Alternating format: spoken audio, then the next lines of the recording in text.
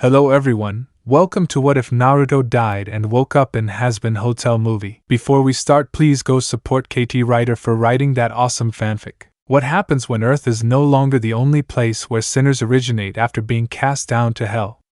My oh my, how the times have changed. Chapter 1, Welcome to Hell, Pentagram City. Found within the Pride Ring of Hell, this urban jungle of chaos and mayhem is mostly inhabited by sinners, those who were once human in life and had their souls cast down to hell upon death.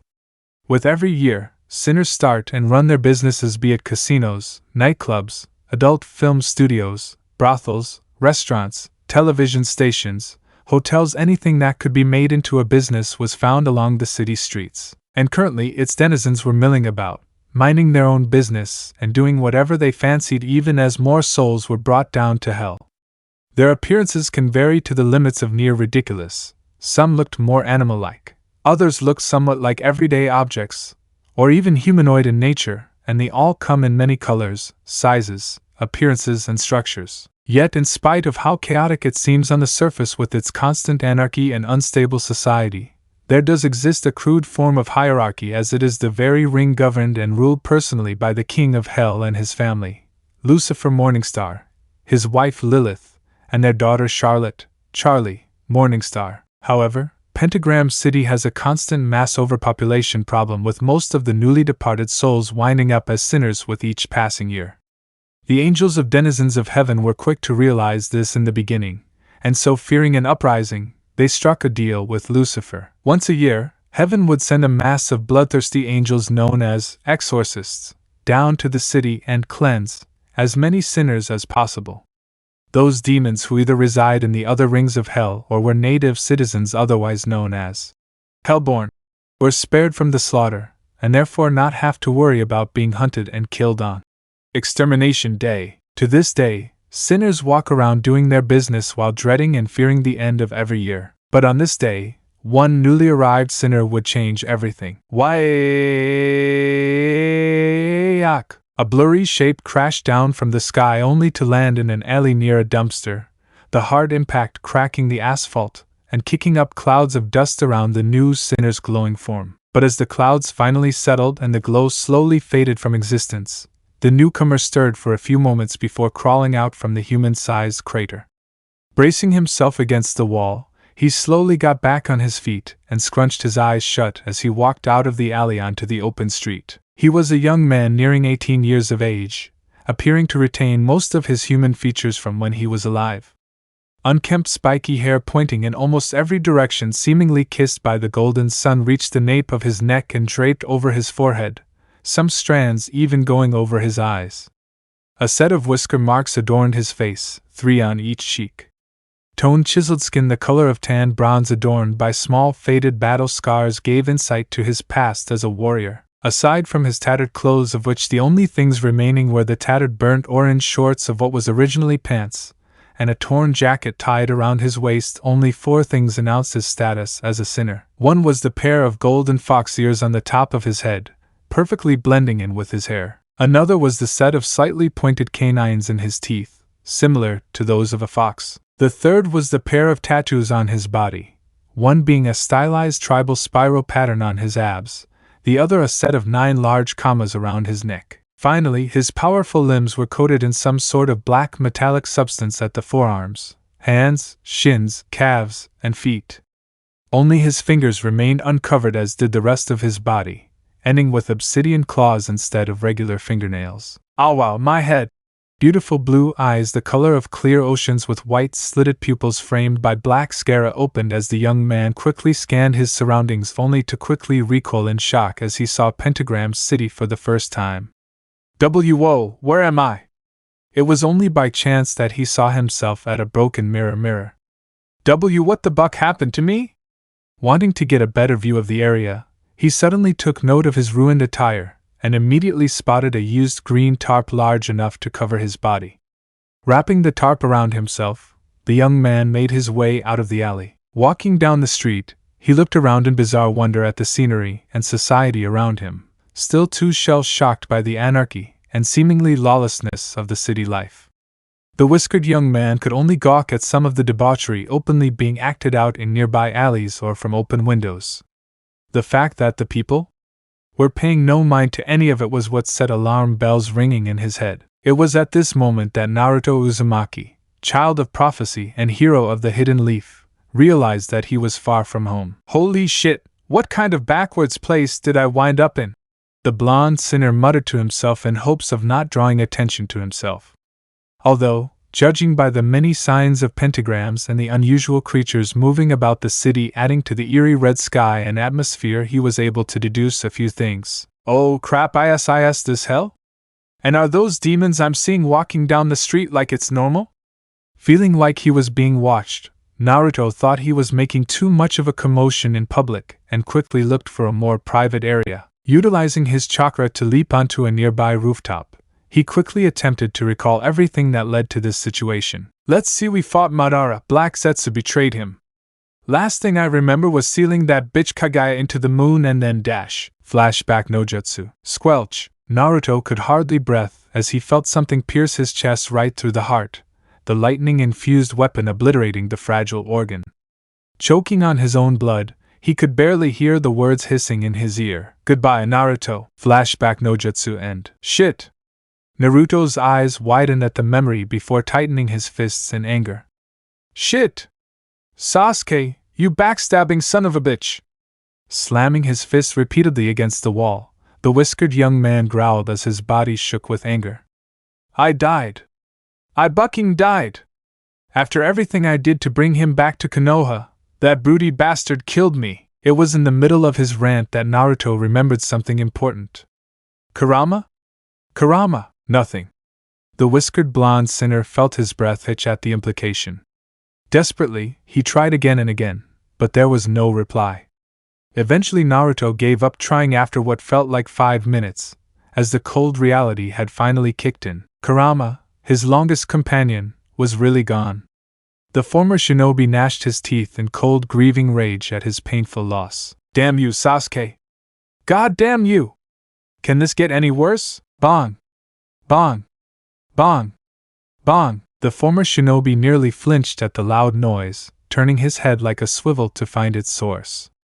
It didn't take him that long. It was a giant golden clock tower in the middle of the city with an equally large hourglass right below the large clock face. In the middle of that was some sort of countdown where it said 000. Shortly after, he could somewhat see and feel the widespread fear and terror as the masses on the streets suddenly panicked and tried to entrap themselves into any available lodging. Oh, this can't be good. As though proving him right, he saw a golden portal open in the middle of the sky. What happened next sent him into a fit of shock. The former shinobi bore witness as a massive number of black, white, and gray humanoid angels, with large gray wings on their backs, started swooping down and killing as many of those demons that he saw earlier trying to get to safety. Seeing so much chaos and death so soon after a war, Naruto didn't like it one bit. By God, he could even sense their suffering as some of them slowly bled out from their wounds. What the buck is going on? Apparently he must have screamed out loud, because the blonde sinner saw 6 of those monochrome angels flying full speed at him, spears held at the ready. Die, demon trash! One of the angels cried out in sadistic glee as she thrust her spear at the former shinobi's chest. Naruto froze, but not out of fear. The bloodthirsty angel could only stare in shock as her would-be victim shot out his left hand and grabbed her weapon just underneath the blade, halting its advance completely. She tried to pull and yank her weapon free from his grip to no avail, his fist clenched around the holy shaft like an iron vice. Her 5 companions flew around the pair, unsure of how to respond. What the dash? Squelch! In one swift movement, Naruto ripped the spear from the angel's grasp and cleanly severed her head. What the others found more terrifying was that he only moved the one arm. The rest of his body was as stone. Demons? The whiskered blonde closed his eyes as he had all but muttered the very word under his breath, yet it carried and echoed across the entire city all the same. You're mindlessly killing demons? One of the angels snapped out of her stupor and snarled in rage as she rushed forth, aiming to cut off his legs. Is that why you're here? Instead, the angel found herself bisected at the waist for her trouble, her body stumbling forward 3 steps before collapsing in 2. Naruto had jumped over her outstretched arm, using the momentum to grab her spear while using the other to cut her open. Landing on his feet, he stood straight as he stared up at the remaining angels, his cobalt eyes burning with an endless fire. And I thought angels were supposed to be merciful. Shut up! As one they charged, brandishing their spears bloody from other victims. Naruto parried one angel to the side, crushing her windpipe with an elbow strike so hard the back of her skull popped like a balloon. These angels, they're no warriors. The whiskered blonde pondered as he lazily sidestepped from an overhead strike before skewering his attacker through the skull. They're slow, sloppy, and easy to read. Now irritated at the lack of a real fight, he gave a tired sigh as they threw the fresh corpse into a wall. I've seen academy students put up a better fight, for buck's sake. For an army of demon-killing warriors, you aren't that good at your jobs, he mocked before splitting the fifth angel open from neck to groin, her ribcage emerging from the rather gruesome sight.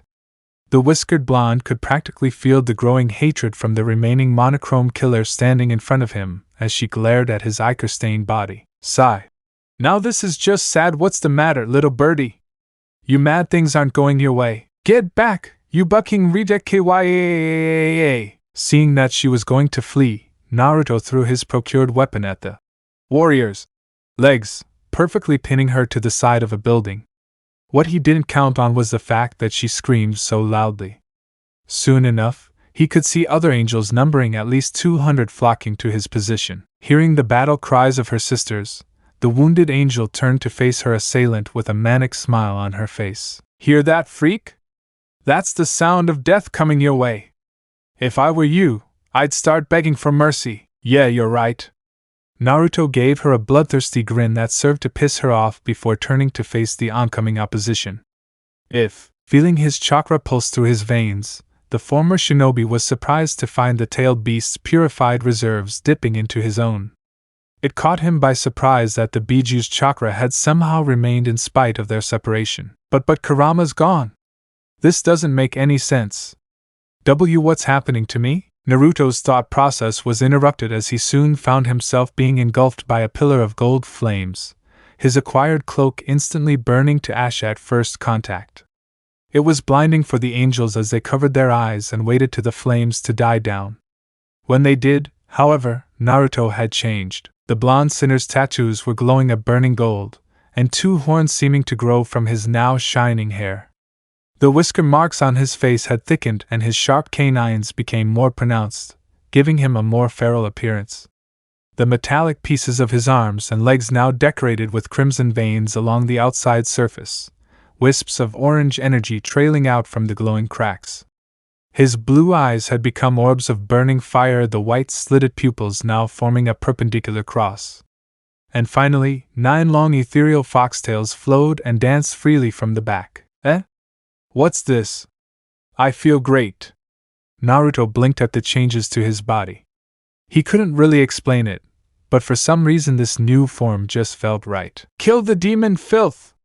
Came the war cry from above. Suddenly remembering where he was, the whiskered blonde looked to see the mass of angels recovering from the blinding light show.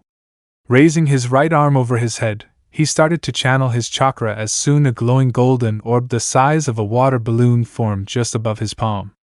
But as it kept growing in size, there were 4 blades made of violent winds starting to form around the core, making it appear as some sort of shuriken. And when it got to be the size of a horse, Naruto threw it at them.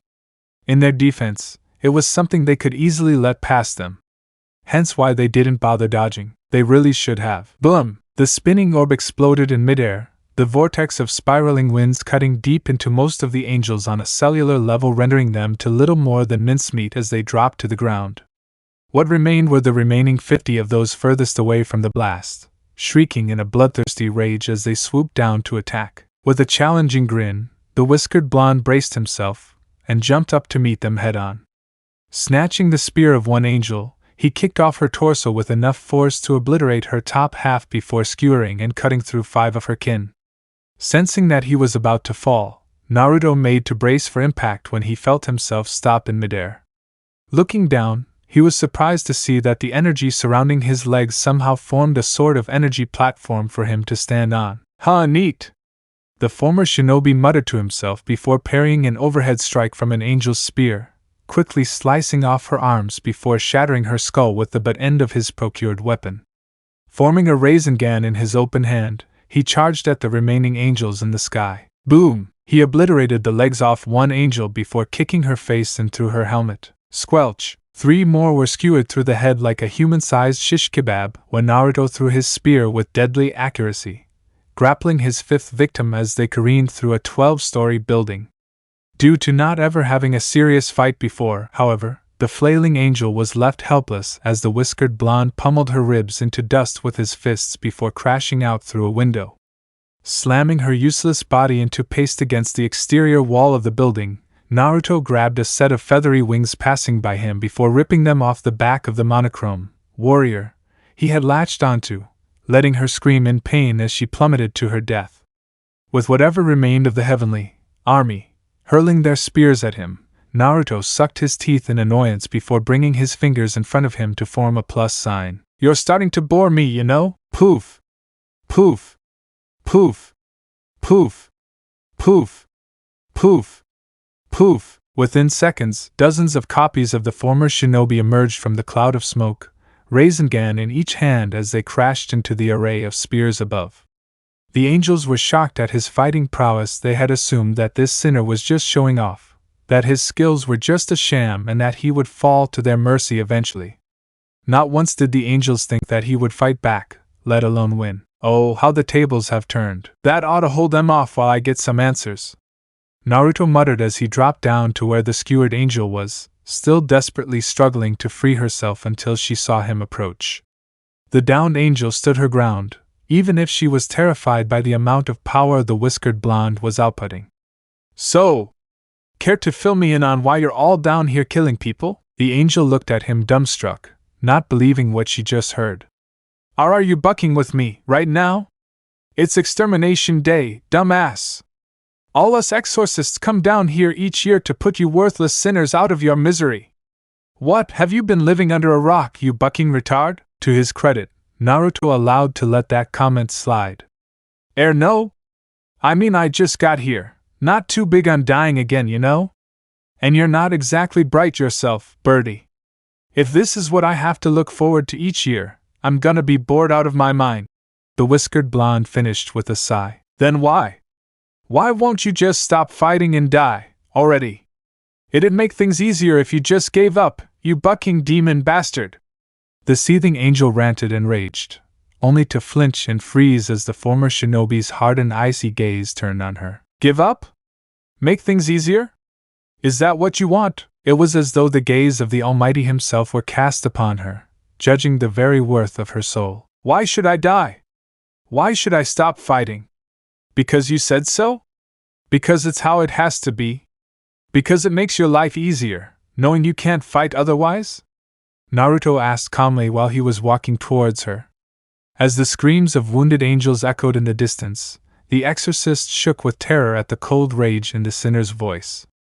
You and your sisters come down from heaven every year, slaughter however many of these people as you want, then just go home and laugh it off like it was nothing while waiting for the next year.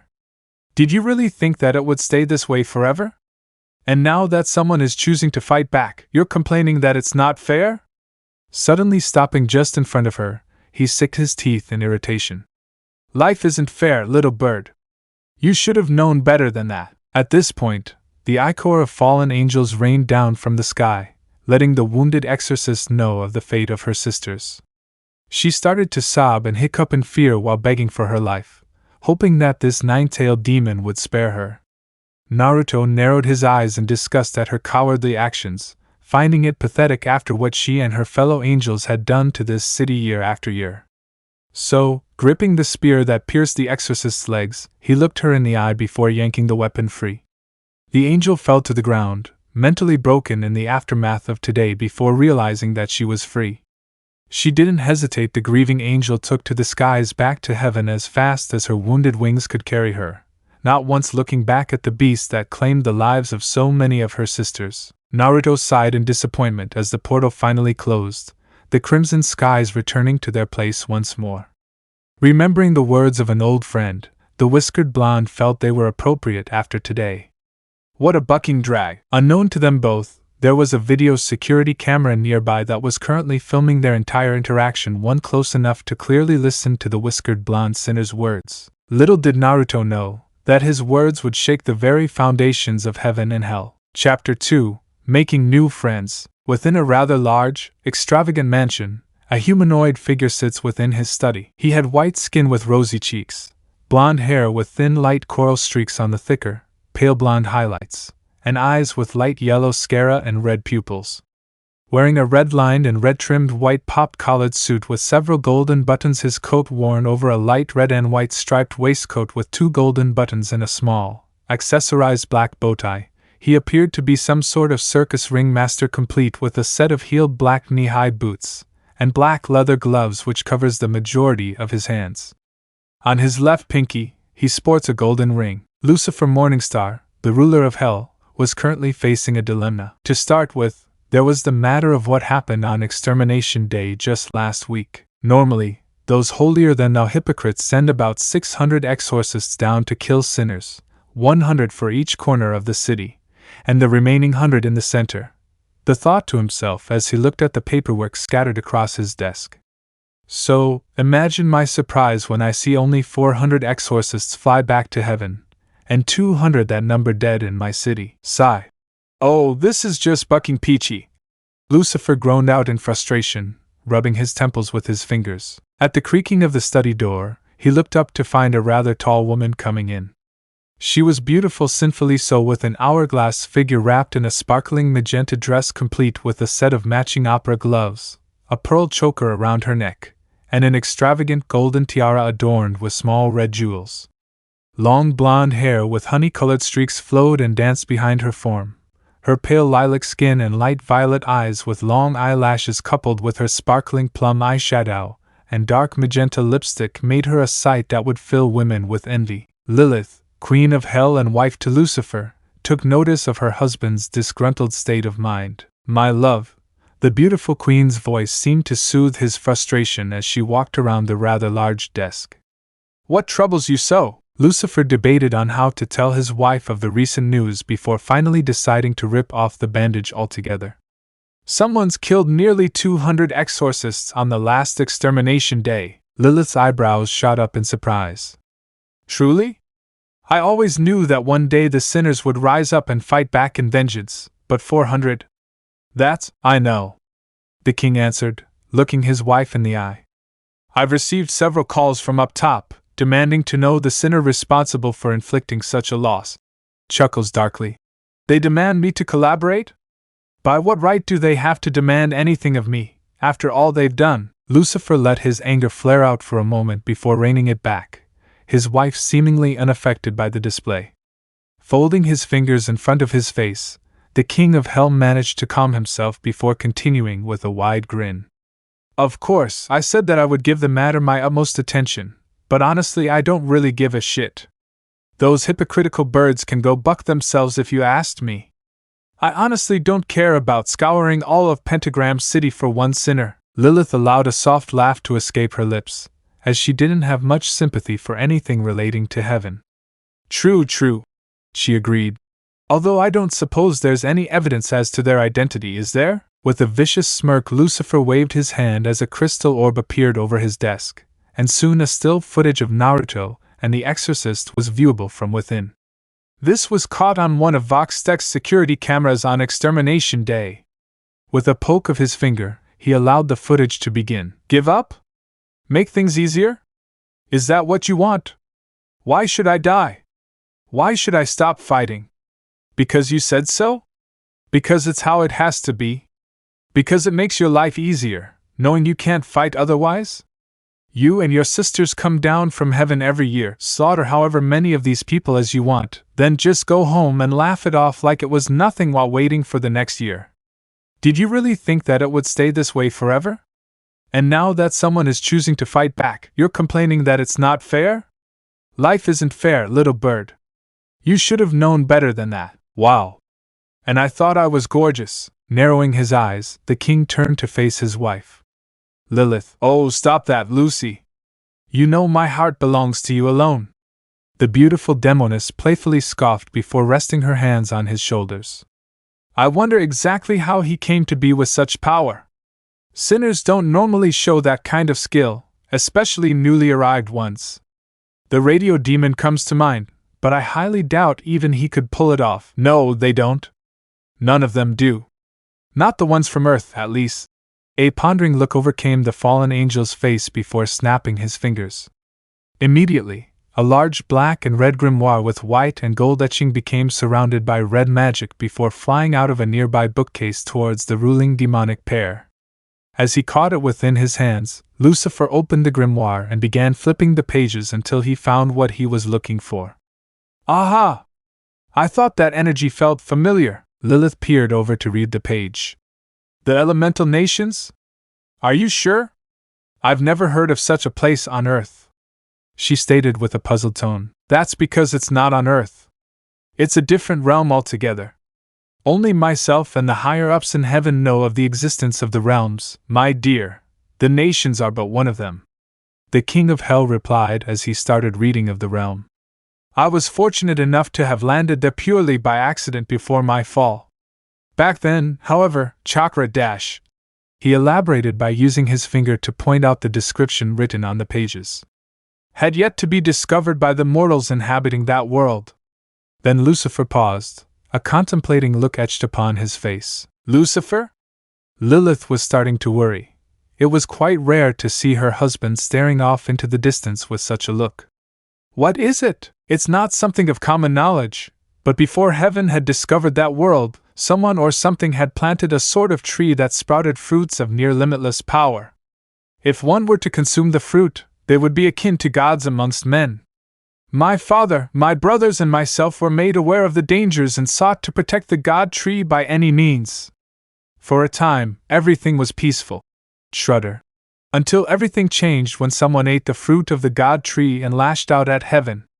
That was the one time, the only time that I had seen my father gravely wounded. Naruto was sitting off the ledge of one of the many buildings in the west side of the city, slurping on a bowl of hot steaming noodles he managed to nab on a local street vendor. It was rather easy. The shark-like food cart owner was too distracted looking at a video featuring a famous porn star called Angel Dust to even pay attention, whoever that was. Distracted enough not to see an orange fox make off with one of his noodle bowls. In any case, after the spectacle he made of killing those angels, Naruto decided to lie low until he felt it safe enough to walk around in public without someone immediately recognizing him. Then, and only then, would he go out with a disguise. You know, this isn't Ichiraku's, but I'll take what I can get. The blonde sinner looked down at the open brochure in his other hand. He couldn't believe it, a brochure for hell, of all places. He could have used something like this about a week ago, instead of just sneaking around the city observing the day-to-day life. Geez, talk about lazy design. He thought with a grumble as he kept reading. Oh, look at this. How to survive extermination day. Like we care, but here you go. PSH, like I didn't just send them packing last week. Naruto shook his head, not wanting to be swimming in negative thoughts as he looked up at the crimson sky of hell. Having spent little over a week in Pentagram City allowed for the former shinobi to come to terms with his death back home. Would Sasuke still be running and rebuilding things topside in his own twisted way? Sure. Do I want some sort of justice for my death? Who doesn't? But what good is that gonna get me? I can't go back, and even if I could, what's waiting for me there? I've been dead for a week, already. Chances are my body's been burned to ashes and everyone's had time to mourn by now, and there's no bucking way I'd let myself come back with that pedo snake's reanimation jutsu. Absolutely not. Shaking his head in amusement, the weak-old sinner made to eat his noodles when his ears picked up a whimper of pain. Using his chakra to further enhance his senses, Naruto was able to pinpoint the sound from an alley about 5 blocks away. It wasn't long after sealing away his meal within his bicep that he took off towards the source of pain. Hopping over streets and across buildings was nothing new to him. He'd done it plenty of time back in his village whenever he felt like it after becoming a shinobi. Finally arriving at the source, he dropped down the alley and began to look for the person in question. It was about a good 10 seconds before he found them. Or rather, he found her. It was a rather slim-figured young woman roughly his age with grayish-lavender skin, dressed in bandages and what seemed to be a deteriorating monochrome battle dress. She had grayish-white hair with faded purple tips kept in a bob cut, but was starting to grow out. As he got a closer look at her face, Naruto understood why. Her right eye had a light pink sclera and an ivory-white iris, while her entire left eye had been covered by dirty bandages, stained with gold. The whiskered blonde hadn't even gotten within 5 feet of her before the injured woman finally noticed his presence. Her soul eye widened in fear as she tried desperately to back away from him. Quickly Naruto raised his hands in an effort to calm her down, not wanting her to be further injured than she already was. Hey! Relax, I am not gonna hurt you. He tried to reassure, only for the young woman to suddenly pull out a spear in front of her defensively in an attempt to drive him off. Stay back! I'll kill you, hombre estupido! She yelled, growling in pain-filled bravado as the whiskered young man before her did halt in his advance. In reality, however, the former shinobi had recognized the shape of the spear adding to her ruined clothing. He was just now realizing as to the woman's true identity. You're an exorcist, he muttered, low enough so that only the two of them could hear. The moment those words left his lips, the injured young woman started to panic as she hurriedly tried to make her escape. Whoa, wait a minute! Only to recoil in shock as the whiskered blonde managed to quickly close the distance between them in the blink of an eye. Calm down, I meant what I said about not hurting you, TCH. Like I'd believe the words of someone who just went on a full-out killing spree of exorcists last week. What, you just tried to tell me everything's going to be fine before stabbing me in the back? I'm trying to help you, damn it. Shit, why are women so hard to understand? Despite the last part of that statement earning him a narrow-eyed glare from the fallen angel, Naruto kept going as he groaned out in frustration. Crap, screw it. Look, lady, what's it gonna take for you to start believing me? The wounded exorcist growled in warning before leveling her glare. Impale yourself with my spear, eh? Naruto blinked at her request. Come again? Did I bucking stutter veto? You want me to trust you after what happened last week, then take my spear and impale yourself through the chest, so if I do this, then you'll let me help? The whiskered blonde asked. The former shinobi sighed as he grabbed a hold of her weapon before holding the very blade just a foot away from where his heart was. He could feel the woman's gaze locked onto him, checking to see if he would back out of his word. This guy's probably gonna try and kill me instead. The one-eyed exorcist thought to herself venomously. He's already killed hundreds of exorcists. What's one more to him? Especially since I can't really fight back. As soon as he lifts the spear to harm himself, however, her eyes widen in shock. Holy shit, he's really gonna do it. With a deep breath, he made to plunge the spear in his chest. Flash. Whap. Wait, don't do it! Only for a hand to place itself on his chest after a show of light. Quickly, Naruto and the young woman turned to see who it belonged to, only to freeze when they saw who it was. Beautiful.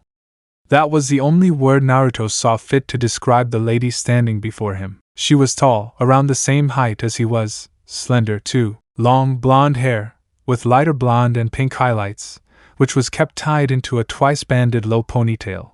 Her bangs were flipped to her left with a curl. Her snow-white skin was flawless, only heightened by her rosy red cheeks and lips the color of the obsidian night sky. Bright eyes the color of rubies lay surrounded by a glowing field of fiery gold, wrought with concern and worry for them both. Decked out in a fitted red tuxedo jacket with dark red lapels and a pair of red fitted pants, her ensemble wasn't complete without a long-sleeved, untucked dress shirt with a small black bow tie. And her feet were covered in black and white saddle shoes. Please don't kill yourself. I'm sure we can figure out whatever's going on between you two, she pleaded in a melodious voice. Naruto blinked at her words. The wounded exorcist felt her jaw drop, her good eye widening at the new figure. Wait, why your dash? The exorcist made to say, only to be halted as the newcomer raised her hand. I know. The young woman reasoned before she continued. But could you please put down the spear before someone gets hurt? Not really sure what was going on yet, sensing no ill intent coming from the other blonde, Naruto lowered the weapon in his hand until the blade dug into the ground, getting a sigh of relief from the young woman before she turned to face the one-eyed exorcist, her face scrunched in what Naruto thought was a rather cute pout complete with a little nose. And just what did you think you were doing, telling him to kill himself? You know angelic weapons are lethal to demons. Why say that to someone if they wanted to help you? The injured white-haired woman at the very least had the decency to look ashamed, now regretting those very words to someone who only wanted to help. I am sorry, it's just. Here, even now, the wounded exorcist struggled to find the words. It's been a rough week for me. Kinda makes it hard to trust anyone these days, me and teens? She asked with a resigned tone, desperately hoping that he'd take the apology without any trouble. Naruto narrowed his eyes, trying to get a read on the exorcist sitting on the ground before him until finally he let out a deep sigh. Yeah, that makes sense. Last week wasn't exactly normal, even for us. Consider yourself forgiven. He'd give her the benefit of the doubt. For now. Plus, something told him that she couldn't go back to heaven even if she wanted to. There was a story there, but the whiskered blonde thought it was better that she'd be willing to tell it when ready. Great! Problem solved! And then there was Ms. Cheerful to think about, who was all happy smiles as she went to help the other woman up on her feet before her eyes widened so suddenly. Oh! I guess I kind of forgot to introduce myself. I'm so sorry, Ak. Too cute, damn it. Must protect Two, hold it Naruto. Full stop, I mean it. Focus. Not to be rude and all lady, but I was kind of in the middle of wanting to help. The former shinobi started, getting looks from the two women. Curious, the blonde woman looked back and forth between the two rather awkwardly. Okay? She nervously relented as she backed away from the two. Naruto nodded in thanks before moving closer to the injured woman, who looked like she would rather be anywhere else. Standing right in front of her, he slowly raised his hand to her face in an effort to appear non-threatening. May I? He asked her rather gently. The gray-skinned exorcist froze for only a moment before finally relenting as the whiskered blonde gently pressed his hand to where her left eye used to be. Closing his eyes, Naruto focused as soon golden wisps of energy trickled from his palm. This time golden cracks grew along his forearm. The still suspicious woman then felt a soothing sensation, almost akin to a warm fire coaxing the left side of her face. And that for some reason, that side didn't hurt anymore. It wasn't until the former shinobi removed said hand that the exorcist realized that she was nuzzling her face into his palm. With a flustered blush, she retreated until her back hit the wall. What did you do? She exclaimed suspiciously. Naruto merely grinned in amusement as he held out his fist, seemingly grasping something within. I just helped you get back what you lost, the young man answered as he opened his hand. She gasped in shock as she saw a wad of used bandages being picked up by a wind breeze. Panicking, the white-haired woman's hands shot up to her empty eye socket only to freeze in shock when she realized that she could see both of her hands from the left side of her face. What the foo dash? Still not believing what was happening, she dared to blink once. Twice. Thrice now. Wanting to see if it was real, she turned to grab the nearest broken piece of glass she could find and looked really hard at what she was seeing. Her right eye had a light pink sclera and an ivory white iris, while her left eye dash. The white-haired fallen exorcist gasped in silent shock as she traced her fingers around the very eye she thought lost forever. Holy shit! The restored woman whimpered out as tears threatened to spill from her eyes. Are you okay? Now Naruto was feeling a little nervous. He turned to look at his fellow blonde whose name he had yet to learn. For help, only to find her gaping at the whole scene like a fish. Her red eyes grown to the size of saucers as she pointed at him. Glomp! Oof! The blonde sinner felt the air shoot out of his lungs as the newly healed woman tackled him in a tight hug. Thank you. Naruto could barely manage a chuckle from his slowly crushing ribs, though he was able to pat her on the back. He could outright feel his face turning blue from the severe lack of oxygen. Thankfully, the grateful woman finally let him go, a relieved smile on her face briefly seen before she managed to school her features. How did you even do that? The blonde demoness asked, awestruck at such a display. It's almost rare to find a demon that can heal or even reverse scars inflicted by angelic weapons, even less so that they do it free of charge or without making a deal. That's a really long story, though I can tell it to you guys if you got time? The whiskered blonde suggested to the pair. Oh. Come to think of it, I never got your names, so. The young woman blinked at him before the taller of the two palmed her face and groaned. Crap! So sorry again. She apologized before composing herself. Ahem. I'm Charlie. Charlie Morningstar. It's nice to meet you. She finished with a cheerful smile. I'm Vaggie. The now named exorcist in hiding answered in kind, a small smile on her face if one was looking rather closely at the corners of her lips. Not wanting to be left out, the weak old sinner replied to them both with a grin on his face. Name's Naruto Uzumaki, at your service! This was the start of an unbreakable bond. Chapter 3. Making Plans.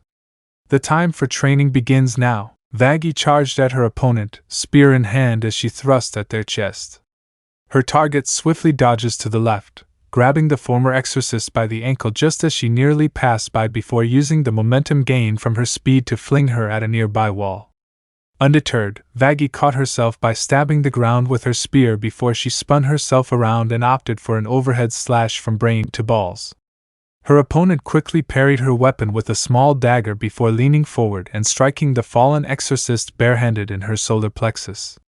She gasped as her assailant left her with no room to breath, jabbing her in the face and chest 5 times before spinning on his front heel and sent her crashing to the ground away from him with a roundhouse kick to the jaw. Naruto sighed as he walked towards his friend. They've just started for the day, and already he could see several flaws with her fighting style. Vags, we really need to work on your defense. How did your old teammates even survive every extermination anyways? The whiskered blonde finished with a question as he held his hand out for her. Currently, they were at the outskirts of several ruined buildings, its destruction still evident by several previous exterminations. Not too far from the limits of Pentagram City, but not too close to the other districts either. It was remote, subtle, a perfect place to train. Vaggie winced a little at the slight throbbing pain before taking his hand. You mean before you came along, right? She replied before she stumbled over her own feet from the kick to her face. Finally bracing herself, the white-haired woman found herself blushing when she realized that she'd fallen forward onto the blonde's exposed muscled chest, quickly removing herself from him. Sorry about that, damn, that's a firm chest. Hey, it's okay. You're the one who asked for me to help you train, remember? He answered with a wide grin, getting a smaller one from her in turn. I know. Vaggie relented before her face straightened out. But exorcists aren't normally on the receiving end of attacks, and only weapons of angelic steel can truly harm them. Any sinner struck a fatal wound by one is guaranteed death. Making space between the two of them, she lowered herself into a stance. So much so that they've grown a bit overconfident, invincible, even. That's mainly the reason why I wanted to train with you. Honestly, I'm surprised you didn't ask me sooner. It's been, a month since the 3 of us met? The former shinobi retorted with a raised eyebrow as he bounced on the balls of his feet. We've been at this for a week already, you know? It was true. After their 3-way introduction, Charlie was able to point them to an apartment somewhere along the north side of Pentagram City big enough for 2 people. The landlord there tried fleecing them for more money the first payment of rent, but after Naruto let a tiny amount of his power leak out, the weasel-like demon never tried anything again. That's where he and Vaggie had been staying ever since, managing to keep in contact with Charlie in the meantime. There were times where the 3 of them would meet somewhere and eat or catch up on various things. It sort of took a while, but eventually Vaggie warmed up to them both to consider them good friends. Just recently, the former exorcist had asked Naruto to help her train, something the whiskered blonde was only happy to help with. He hadn't had a good fight in weeks since he got here. Those stupid murder-happy birds don't even start to count. The former shinobi grumbled to himself as he rolled his neck around for another bout. At least Vaggie has potential if her attacks weren't so easy to read. Just then Naruto moved his upper body to the left, in favor of nearly avoiding a spear thrust that would have impaled his left lung. Pushing the overreaching shaft away from him, the whiskered blonde made to lunge forward only to pedal back when Vaggie kept continuously jabbing her weapon at him, aiming for either his legs or his chest. He dances around her with a cheeky grin, the spear tip just barely missing his ankles. Irritated, the white-haired woman growled as she advanced to meet her sparring partner head-on up until he spun around her again and smacked her right on the back, sending her stumbling forward until the former shinobi tripped her up by the ankle with his foot.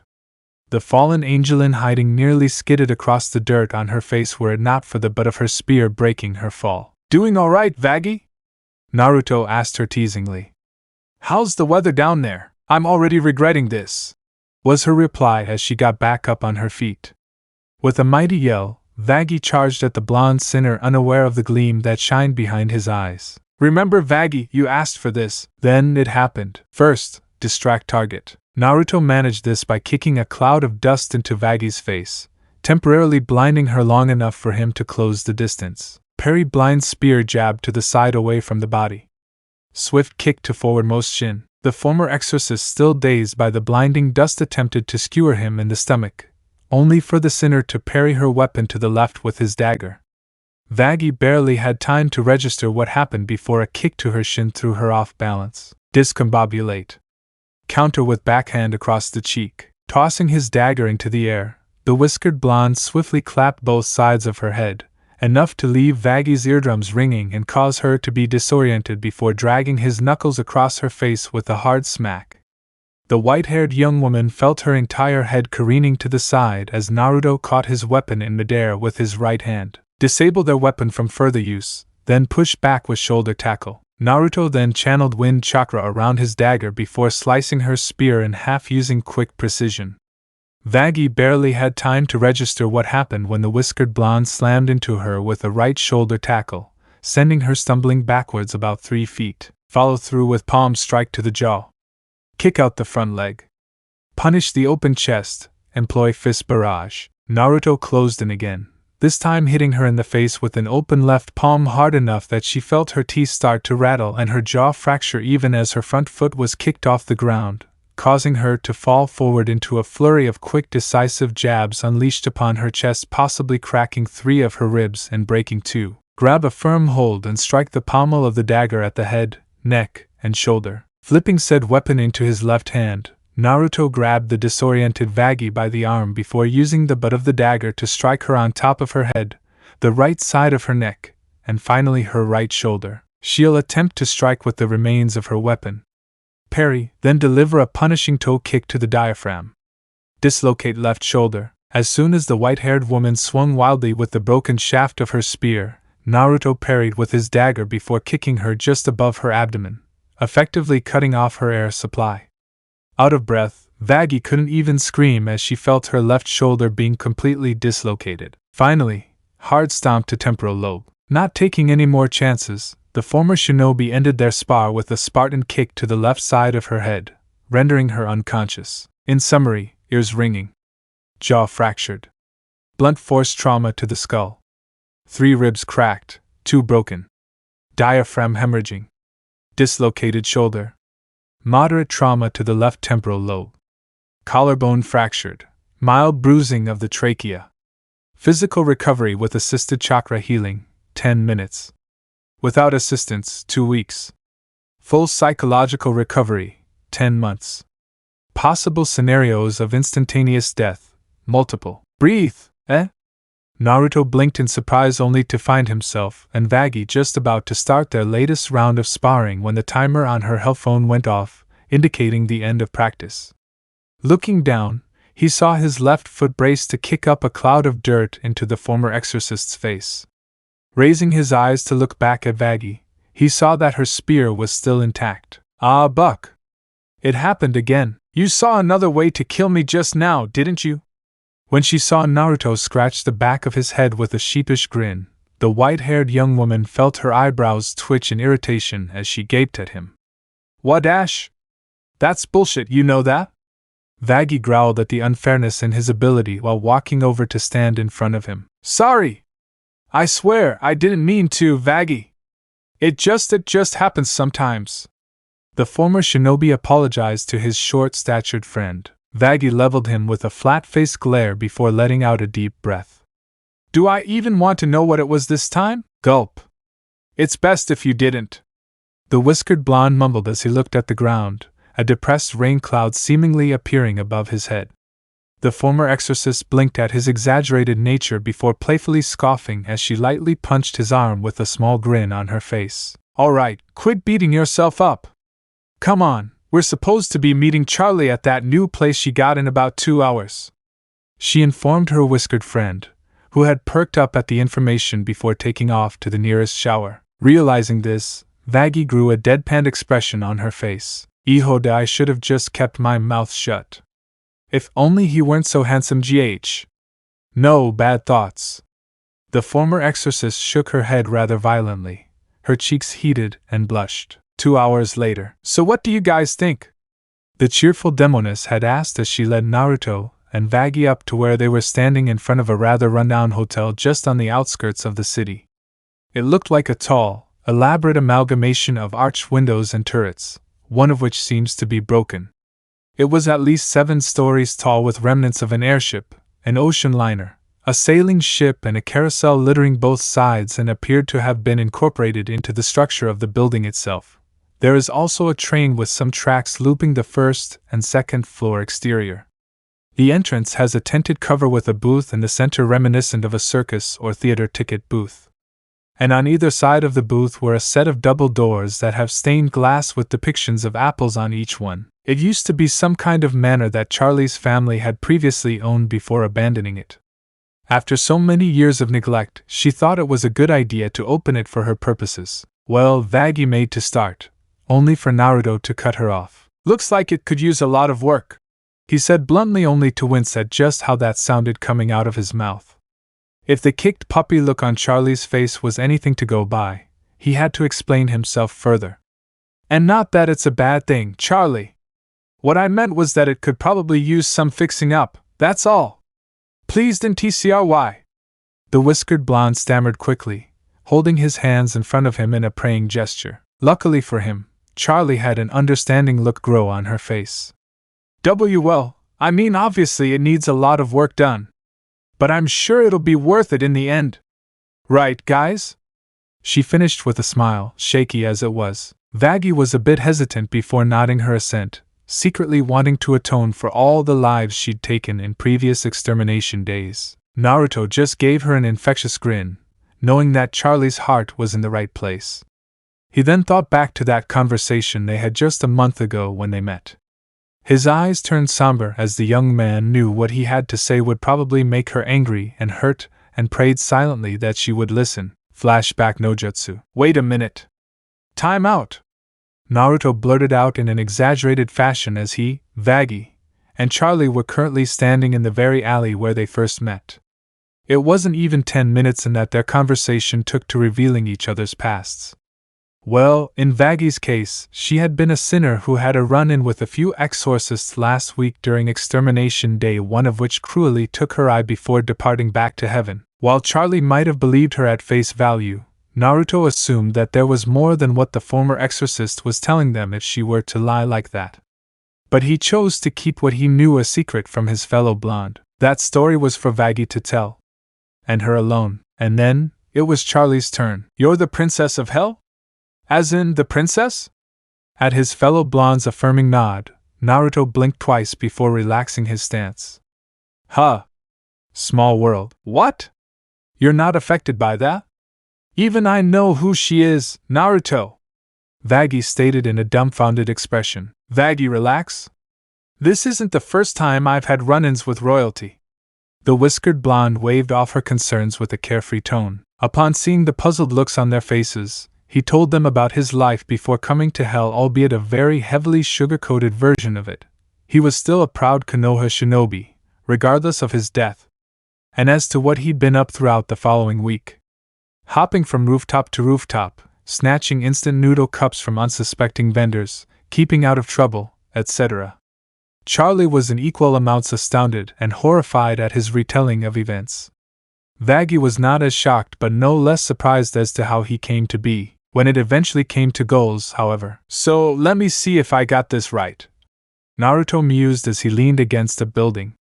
"You're the princess of hell, the heir to the throne, right? Yep. You hate seeing lives being wasted every extermination and want a more peaceful way to get around it." At seeing the princess' fervent nod, he continued.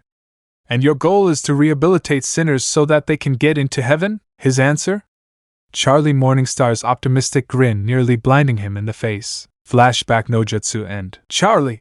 The former shinobi called out, gaining the princess' attention. You remember that conversation we had the day we all met?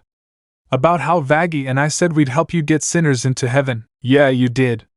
The young woman replied only to have an uneasy look start growing on her face. Why, you're not planning to change your mind, are you? I mean, that's okay. I guess it was kinda too much to ask. Vaggie, seeing where the interaction was going with a raised eyebrow, wanted to get the conversation back on track. Okay, as much as I hate to break this up and to kick your ass for nearly crushing her dreams, Naruto, she whispered at the former shinobi, who was scratching the back of his head with a sheepish grin in apology. Look, what exactly are you even talking about? The whiskered blonde sighed as he crossed his arms in front of his chest. Looking at the pair of women, Naruto stated his case. Look, it's a good dream, great even. But Charlie, you need to understand that other people won't see it that way. He gave a pointed look at Vaggie, who wanted to say something only to pause at his words. What I am trying to tell you is that sometimes you're gonna have to stand up to people who'll do anything to stop you. Naruto, we already knew that this was going to be an uphill battle. Charlie cocked her head to the side in confusion. But I'm sure that we'll get through to pretty much every demon we can, so I was talking about the exorcists. Vaggie froze, a proverbial dagger just barely scraping at her throat. As a fallen angel in hiding, she knew that her former sisters would be a straightforward topic to bring up. But it still brought an icy chill running down her spine hearing it now. The blonde princess couldn't help the goosebumps forming on her skin at where this conversation was going. What about them? I thought heaven would like the idea of redeeming sinners. Naruto sighed as he shook his head, knowing that his friend meant well, but she wasn't there that day. From what he heard, Charlie was sweet and compassionate, that's two of many things he liked about her. But she was also idealistic to a fault. Turning to face Vaggie, he sighed as the white-haired woman seemed to understand what he was meaning to say. If we're going to have a shot at this, it's best if Vaggie and I try to open her eyes little by little. The former shinobi mused to himself as he motioned for his fellow blonde to sit on the outside steps leading to the front door. They like killing sinners. How can they not? It's all they've ever known. I can sense emotions from literally almost anything, Charlie. It's kinda what I was born with. When it was clear that they needed further explanation, Naruto sighed. Everyone, human or otherwise, gives off a signature specific to a single person. Sinners and exorcists are no different, Charlie. And believe me, the whiskered blonde's face hardened as he recalled the emotions he felt that day. They enjoyed in causing as much pain and death as they could dish out. These exorcists? Whoever's leading them? They will do anything to stop you, even if it means killing you. Charlie stood froze in shock at his words, the harsh reality at what he was implying. What, Ash? Kill me? Would they really go that far? It was then that something inside of her, something rather ugly, decided to rear its head. Kill me? But I'm trying to make a difference for my own people. Give them a chance for something better. Her pretty face turned from frozen fear to that of slightly trembling rage. As she spoke, however, her tone became a little more. I can't stand seeing all those poor souls being left to die when I could have done something. Anything. And you're telling me that they won't care? Darker. No. I won't let them. Naruto had to step back, shielding Vaggie behind him as Charlie quite literally exploded into a pillar of flame with a loud roar. Horns grew out of her head as her eyes changed to a piercing hot white within a field of burning red scara. Small jets of flame were coming out the corners of her mouth as the ground seemingly started to melt beneath her feet. It was an impressive light show, but Naruto could see the pain on her face. Naruto, if we die here, I'm blaming you, was all Vaggie could say over the hot whistling winds coming from Charlie's aura. The former shinobi knew he'd messed up his delivery. He also knew that it had to be said, but the young man didn't factor in the amount of anger that the princess would be feeling at the moment. Now he just had to calm her down before she went nuclear. Charlie! Charlie!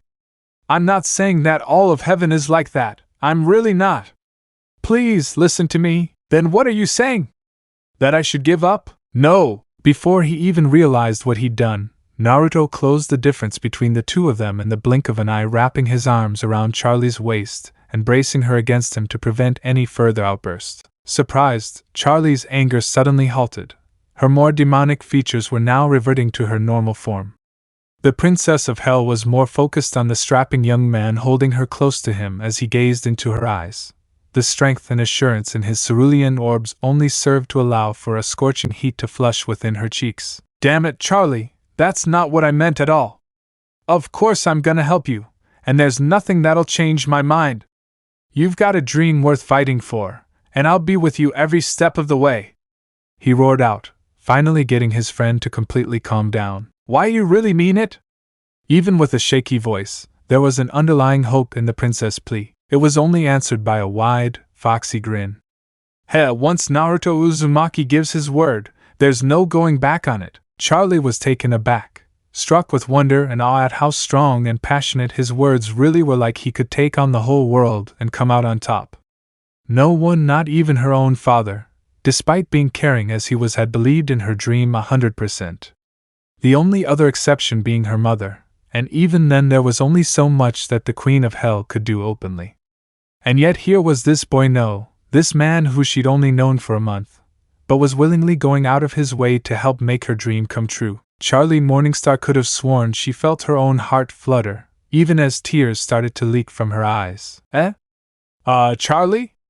Naruto wasn't sure if he'd overdone it with his outburst. As soon as he saw the princess, there was one thing that Naruto hated more than giving up. It was seeing a beautiful girl cry. Are you okay? Why, yes, the beautiful princess assured with a smile as she wiped her tears away. It's just that, well, thank you, Naruto.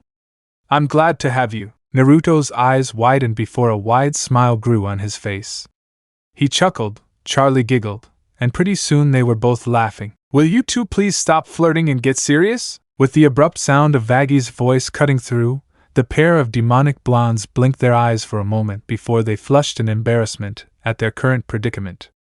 Quickly separating from one another, they were mumbling out apologies while the white-haired woman looked on with a straight face if one were to look closely.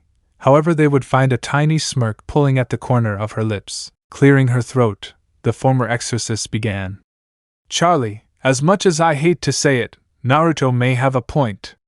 Who knows what they'll do after losing 200 exorcists in the last extermination? Worst case scenario, and if either of us are nearby. She trailed off when the blonde princess finally registered what her friends were trying to tell her. And now she felt even more nervous. So, what should I do? You guys have any ideas? Wait. Now Charlie turned to her fellow blonde with a question that she really should have had more time to think on. Hey, do you think you could train me to fight? Vaggy froze at Charlie's question, dreading the implications. To be honest, it was a good question, nothing wrong with good questions. But given to whom she was asking. Oh no. Slowly turning her head to the side, the white-haired woman gulped at the sight of Naruto's face. The gleam in his eyes, the wide smile with way too many teeth, the way he was bouncing back and forth on the balls of his feet. Mirda, I know that look. She thought. Naruto, show some mercy. Well, the former shinobi answered with an all too innocent tone. I mean, I could help with training you. Huh? Really? Vaggy wanted to scream for Charlie to change her mind. But I normally don't like fighting. Is that okay? It's not so bad so long you know what you're doing. And you've got me? Naruto exclaimed while pointing a thumb at himself. Besides, I'm helping out with Vaggy, and she's been improving a lot. Go on, ask her, hijo de puta. I'm going to bucking skin you alive. The former exorcist seethed as Charlie turned to her with hopeful sparkles in her eyes. Really, Vaggy? She exclaimed, wondering what her tough-as-nails friend was learning from Naruto. Tell the truth. Save her. Spare her the suffering. Yeah. It's going great. Vaggy finally replied, earning her a near bone-crushing hug from Charlie. Fud, the duck. Why would I say that? You know, if you train for long enough, you'll get to be as good as she is. The grinning sinner chimed with a sing-song tone, to which Charlie gained bright shining stars in her eyes. Hook. Line. Sinker. Okay, Naruto. I accept your challenge. The Princess of Hell beamed at her fellow blonde, who in turn gave her an easygoing grin. Vaggie could only groan in despair as she accepted the fact that Charlie would learn the truth of the slave driver their friend truly was. Sigh, welcome to hell, Charlie. Chapter 4. Welcome to the Hazbin Hotel. Part 1. Amidst the streets of Pentagram City, an orange fox was lurking about, taking care not to gain too much attention. What many did not know was that this fox was no fox at all. It's been almost 10 years since Naruto had first been reborn up in hell, and so far, each extermination had been kept with a body count with a maximum of 150 due to the exorcists not wanting to press their luck any further because of their previous losses. Now that I think about it, Charlie did mention that her dad was in the middle of renegotiating with Heaven's Embassy over the clusterfuck I caused. The former shinobi pondered to himself as she scampered on his paws through the alleyways. Like I care what those glorified birds want. I told Charlie that much when she asked if I wanted to be redeemed. Although not as bad as when he first arrived, the former shinobi's face was still recognized by the masses everywhere he went. But if anyone were to ask him, he actually liked the disguise, if only to remind the whiskered blonde of his old partner. It was one of the only few things he had left of Kurama, after all. God, there are times I actually miss the giant fuzzball, Naruto thought to himself as he scurried between the legs of passing sinners, getting a slur of rude remarks from a few of them. Move it, bitch! I'm walking over here. Without stopping, the disguised sinner turned to look at the angry goat-like demon he just passed earlier, stuck his tongue out at him, pulled down his eyelid and laughed out. Yip yp, mothr. Cackling at the furious yet stupefied look he received, the former shinobi sprinted away on all fours down the next block until he passed by an electronics store with a whole bunch of TVs sitting at the front glass. At full speed, Naruto covered the distance of 5 city blocks, using his mouth to snatch up a whole box of pepperoni pizza from a nearby street vendor along the way before racing his way up the side of a building onto the rooftops. Thanks for the meal, pal. Hey, get back here, bucksack! The unfortunate sinner, a rather boring blend of cowb and cactus, roared in anger at having his meal for the day stolen right out of his hands. Still in a good mood and wanting to get the last word in, Naruto readily answered back with a raspberry kiss. After making a few leaps close to where the clock tower was standing in the middle of the city, Naruto finally slowed to a halt and sat on his vulpine haunches before opening the 16-inch box to reveal the treasure inside. The mouth-watering aroma of melted mozzarella cheese and extra pepperoni toppings over a freshly baked crust soon invaded the whiskered blonde's senses as he licked his lips. Oh, I love you, Naruto praised, his recent fondness for the Italian cuisine becoming more evident during his stay in hell. But now, I must destroy you. As he readied to dig in to eat, however, boom, sigh. God damn it, and I was really looking forward to pizza. The whiskered blonde grumbled as he gently closed the pizza box before sealing it away within a fiery orange portal. Note to self: remember to thank Sensei for teaching me about extra-dimensional storage portals. Who knew they worked with Fuinjutsu? Naruto muttered to himself before looking for the source of the noise. It didn't take him very long. It was a rather large, serpentine-themed steampunk zeppelin drifting through the sky, armed with various large amounts of weapons, firing down at the ruined urban district on the west side of Pentagram City. Huh! Pentious must be at it again. Doesn't that guy get tired of building war machines? The disguised blonde muttered to himself before hearing more explosions from the other side of the district, getting a whiff of cherry from downwind. Cherry bombs nearby. Another turf war? It's so soon after Extermination Day, but it wouldn't be the first time this happened. Then, he smelled it. A peculiar, almost familiar scent that he'd grown accustomed to recognizing during his stay at the hotel. What the buck is he doing here? Naruto was very grateful not to be eating anything at the moment, lest he choke on his food. That idiot! He's supposed to be staying back at the hotel. Christ on a stick, Vaggie's gonna kill him if I don't drag his sorry ass out of here. Without hesitation, the former shinobi raised himself to stand on all fours before his disguise began glowing a bright burning gold. Bucket! Better I get caught on the news than him, but you owe me, angel dust. Meanwhile, at 666 news station. Charlie? You ready to go, hun? Vaggie asked as she approached the dressing room housing her girlfriend of 5 years. In the 10 years she'd spent in hell, the former exorcist's life had changed much in many ways. Decorating her now knee-length white hair was a red hair bow with small tears on each side and 2 long tails. She was wearing a blouse that is the same color as her bow, with a dark gray Peter Pan collar, dark gray trimming on the sleeves, and 2 dark gray buttons down the front. She also sported a choker and a miniskirt with a thick pale pink waistband hugging her waist, both colored in the same dark gray. And finally, the white-haired woman's accessories consisted of a set of fingerless slate gray opera gloves with matching thigh-high stockings, which included a pair of white scallops at the cuff and toes. Currently, she and Charlie were at the 666 news station preparing for their interview to try and get more sinners into their hotel.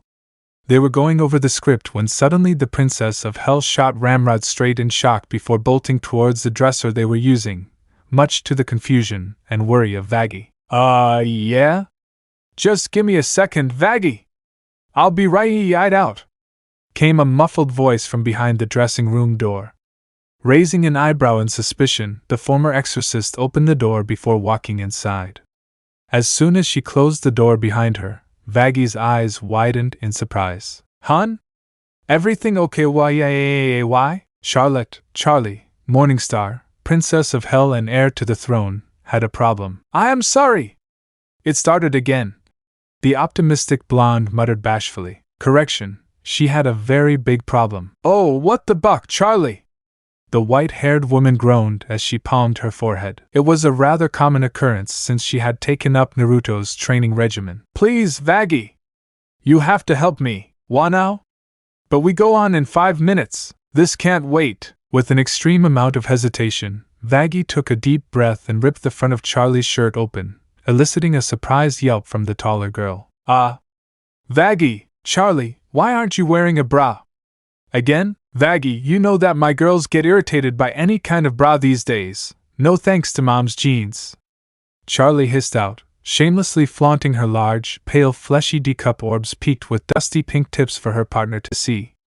Plus, that's not even the main issue here. Oh, the former exorcist understood perfectly what Charlie's main problem was. A small, glowing crimson tattoo consisting of small runes and kanji encircling an upside-down crucifix inside of a pentagram was nestled within the valley of Charlie's breasts.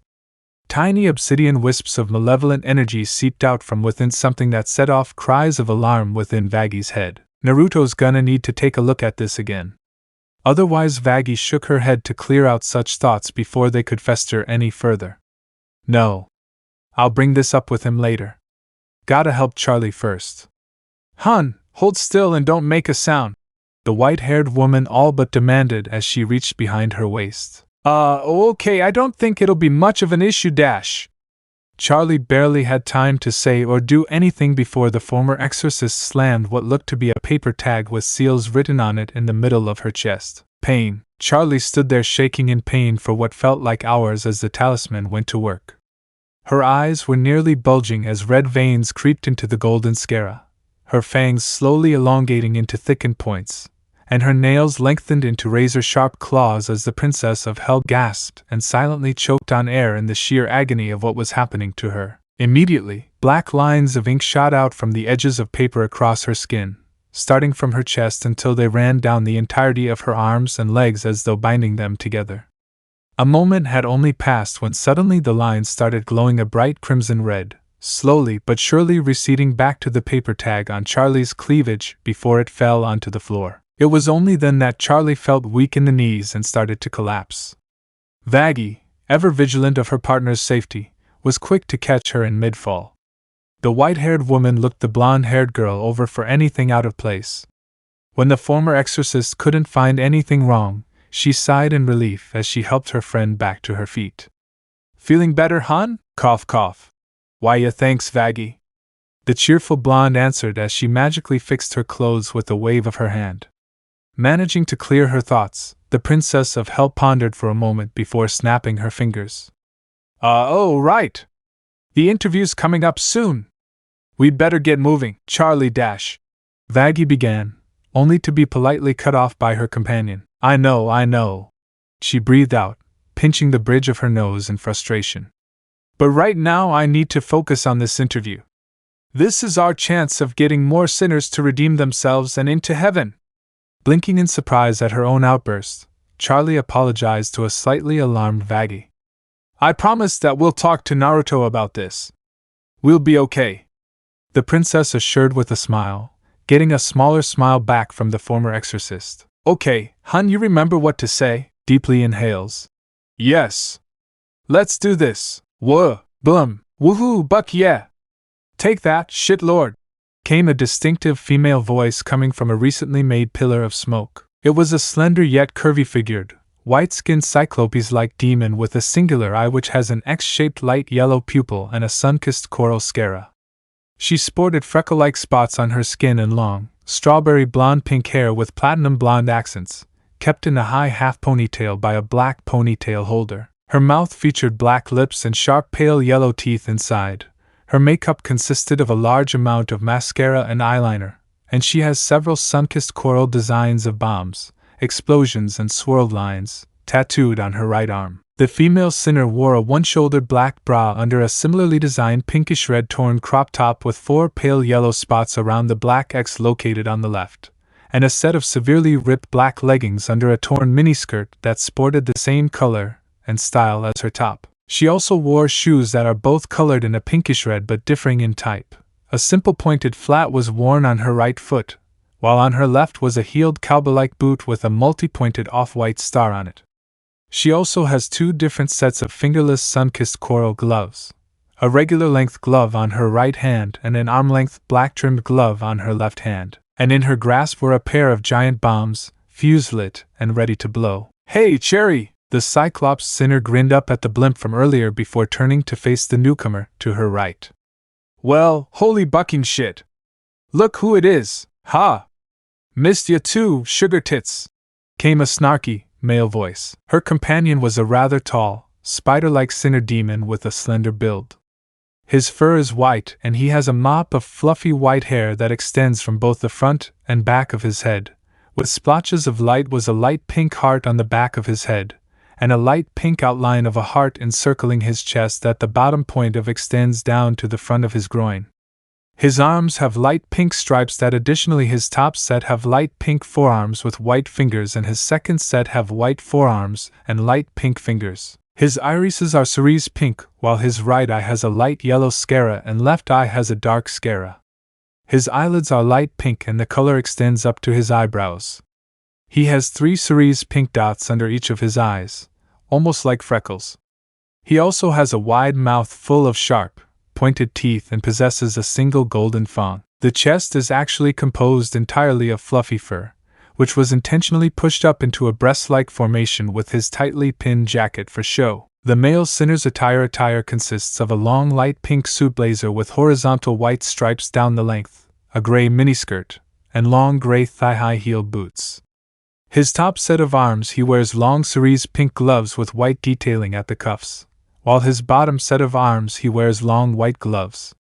He topped off his attire wearing a gray bow tie with a cerise pink center and a black choker. Within 2 of his hands were a pair of Tommy guns, locked, loaded and ready to fire. Originally, Angel Dust was supposed to be staying at the hotel while Charlie and Vaggie were doing the interview at the news station, but then he felt the need for drugs. Obviously, rehab could do so much and it works. But the spider-like sinner was tired of being cooped up at the hotel, and decided to go out on the streets for some action. It also helped that the resident guard dog was out. Where the hell have you been, Angie? I thought you up and died, or some shit? Cherry Bomb asked offhandedly as she lit the fuses before throwing both bombs over at her left. Oh, I wish. I've been staying at this crappy hotel outside of town. The pornstar groaned out as he fired at the masses of weird egg-like demons, rendering them asunder just as fast as they can replenish their numbers. Some broads are letting me stay rent-free if I play nice. Boom, no fights. No pranks. No problematic language, her words, not mine. Angel mocked as he took aim and shot one of the egg demons into pieces. Ugh, these crazy bitches are no fun. I've been clean for 2 weeks, why shit. Cherry replied with an amused look on her face. Well, sorta clean. Angel Dust was about to finish his sentence, when suddenly AGH, what the buck? Cherry Bomb clamped both of her hands to cover her ears, desperately trying to block out the painful, blood-curdling howl.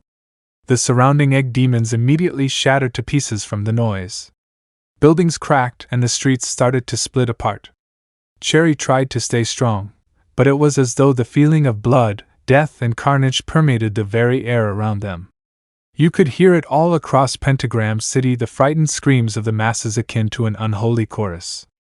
The hell was that? But while the city in itself was in an uproar of fear, Angel Dust was terrified for a different reason. Oh shit, oh shit, oh shit, oh shit, OHSHIT. What the buck has him all pissed off this time? Damn it, I buckin' knew I shoulda just stayed back at the hotel. The famous porn star was outright panicking at the moment. He'd recognize that howl just about anywhere in hell. And that also meant, I gotta get the buck out of here right now. I ain't sticking around to find out. Catch you later, toots. Angel cried as he scrambled his way through the shaking district. YNG, you bitch, what are you doing? The bomb-totting sinner exclaimed as she saw her best friend fleeing the district. What the buck does it look like, Cherry? We need to get out of here, now. But why? It's just some hellhound's dash. No, the bucket ain't. Turning to face her, the spider-themed porn star had the look of fear in his eyes. It's him, Cherry.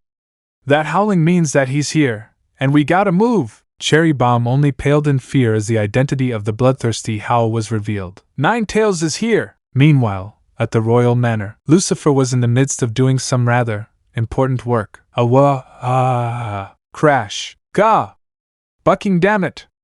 The King of Hell cried out as his latest project fell out of his hands and immediately set a nearby chair on fire, making him grumble as he cast a spell to douse the flames with water. What's got that whiskered hick all pissed off now? 666 News Station. Charlie? Vaggie nervously asked her partner as they observed the chaos going on around them at the news station. Things were going well for them at the start, but knowing Charlie, she couldn't resist singing out her ideas, in spite of sticking to the plan. No sooner had the cheerful blonde finished her song and was about to continue the rest of the interview than when the demonic howl reverberated throughout the station itself, causing the staff to break out in a panic. Somebody get a live feed! I want eyes on that bucker right now! Katie Killjoy roared out with a manic grin. I'm not missing this chance to catch Ninetales live in action. Tom, on it! The gas-masked anchorman replied. Poor Charlie could only blink as she and Vaggie were escorted, shoved, out of the studio, and the doors slamming in their faces. Deep inhale, deep exhale. It's okay, hun, the former exorcist assured the princess as she laid a hand on the blonde's shoulder. No need to worry. Worry? Why worry? When Charlie turned to look at the white-haired woman, it was with a forced smile on her face. You know he wouldn't do this if he didn't have to, Vaggie. It'll be okay. Palming her hand to her forehead, the Princess of Hell let out a sigh. At least no one knows that Ninetales is Naruto, or that he's working with us. She muttered beneath her breath. Pentagram City, West Side. Finally, after a few moments, the howling had stopped. What was once a massive blimp armed to the teeth was now a twisted burning wreck stretched across two city streets. Oh, what the buck was that? A male voice hissed from within the debris. It grounded my precious war machine! Finally freed from the wreck, it was revealed to be the sole remaining contestant of the recent turf war, the notorious inventor Serpentius. As a sinner demon, Serpentius had a snake-like appearance with a body color predominantly in charcoal gray. His eyes had cerise scale with black pupils, and a mouth with sharp yellow teeth, two of which were long snake-like fangs. His tail was black with thick yellow stripes featuring numerous cerise eyes running down the length of it. He had a black cobra hood with its front colored yellow with black corners and 4 cerise eye patterns spread across the center. His attire consisted of a jacket and a matching charcoal gray to his skin, pinstriped with yellow, and a black bow tie with a single cerise eye in the center. Beneath the jacket was a long-sleeved yellow undershirt. He also wore black fingerless gloves with yellow dots on each knuckle, and had sharp cerise claws. He accessorized with a large top hat in charcoal gray, which had a sizable cerise eye in the center of it, as well as many sharp yellow teeth and a pair of goggles, seemingly blinked and changed expressions in unison with its wearer. Oh, why that no-good bucking harlot? the snake-like sinner hissed, anger boiling up inside of him. Do you have any idea how long it's going to take me to rebuild my precious? No, but I really don't care. Serpentius froze at the killing intent from behind him before turning around to meet the newcomer, and immediately wished he hadn't. Standing there, just beyond the furthermost reaches of the crashed Zeppelin, was a man. A sinner, really. He stood well above 6 feet, toned in muscle with small battle scars decorating his bare chest. Tribal tattoos decorated his abs and around his neck, with which a necklace with an emerald crystal complemented nicely. Finishing his attire were a pair of black knee-length armored cargo shorts held up by a burnt orange belt. His forearms and forelegs were covered by a black metallic substance, save for the fingers armed with razor-sharp obsidian claws. Spiky blonde hair grown out to reach the nape of his neck, kept in a low wolf tail. His bangs seemed to cover his blue eyes, complete with black sclera and slitted white pupils. A grin so wide it threatened to split his face in two, showcasing the sharp canines to the snake-like inventor. The golden fox ears on his head and thickened whisker marks on each side of his face all but confirmed his identity. Personally, I don't like snakes too many bad memories than I care to remember. So imagine my surprise when one suddenly makes its way right at my front door, causing such a noisy scene. Ha ha ha ha. Mr. Ninetails, sir! I didn't know you were in the area. Penchus truly did not want to die, much less at the hands of such a powerful sinner such as the being standing before him. I swear, if I had known that the Angel's Bane himself was here, then HM? You'd what?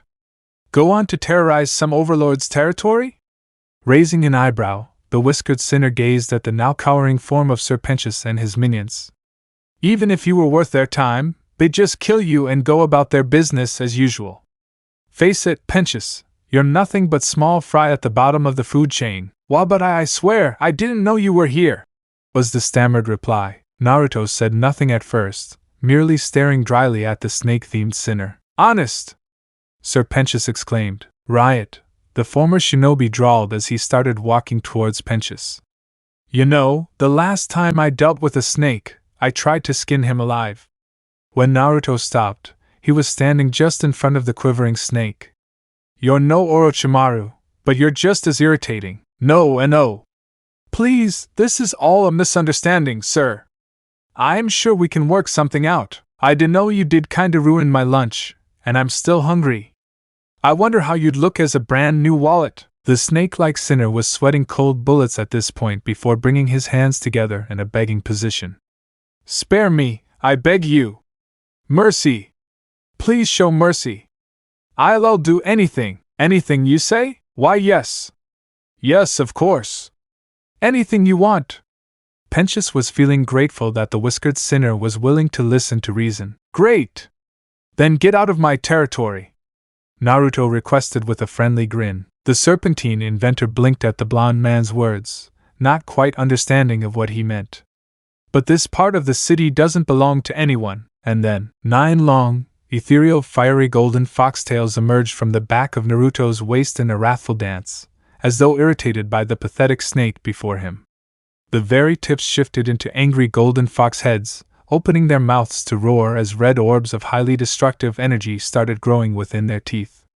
Sir Penchus felt his heart hammering away with incomprehensible fear as the whiskered blonde's lips curled into a snarl, his blue eyes flashing dangerously as he growled out, They do now! Aha wayaha! Sir Penchus didn't hesitate. The cowardly sinner ran for his life, his scales paling rapidly as he vanished out of his sight. Naruto kept his glare up for a few moments before closing his eyes with a sigh.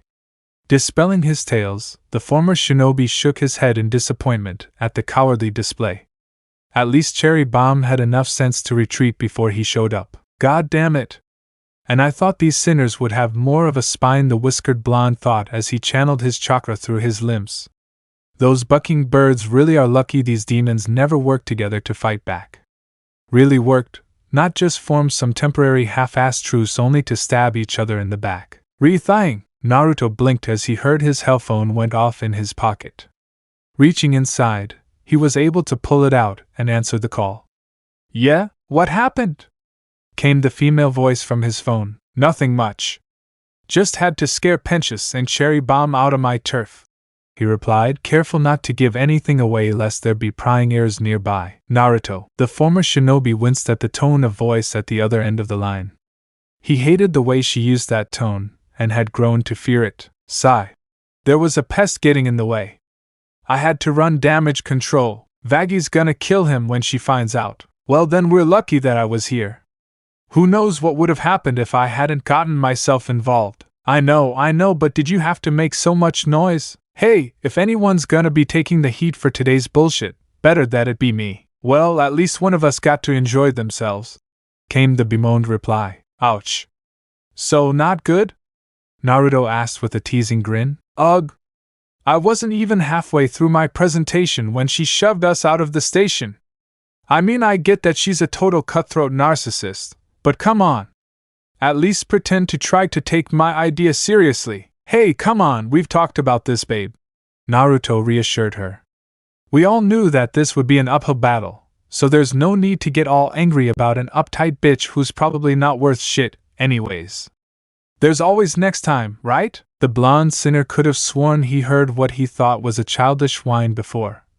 Fine, oh! That reminds me, do you think you could make us an oriental hot pot for dinner tonight? Let me guess, with a lusty cream pie for dessert?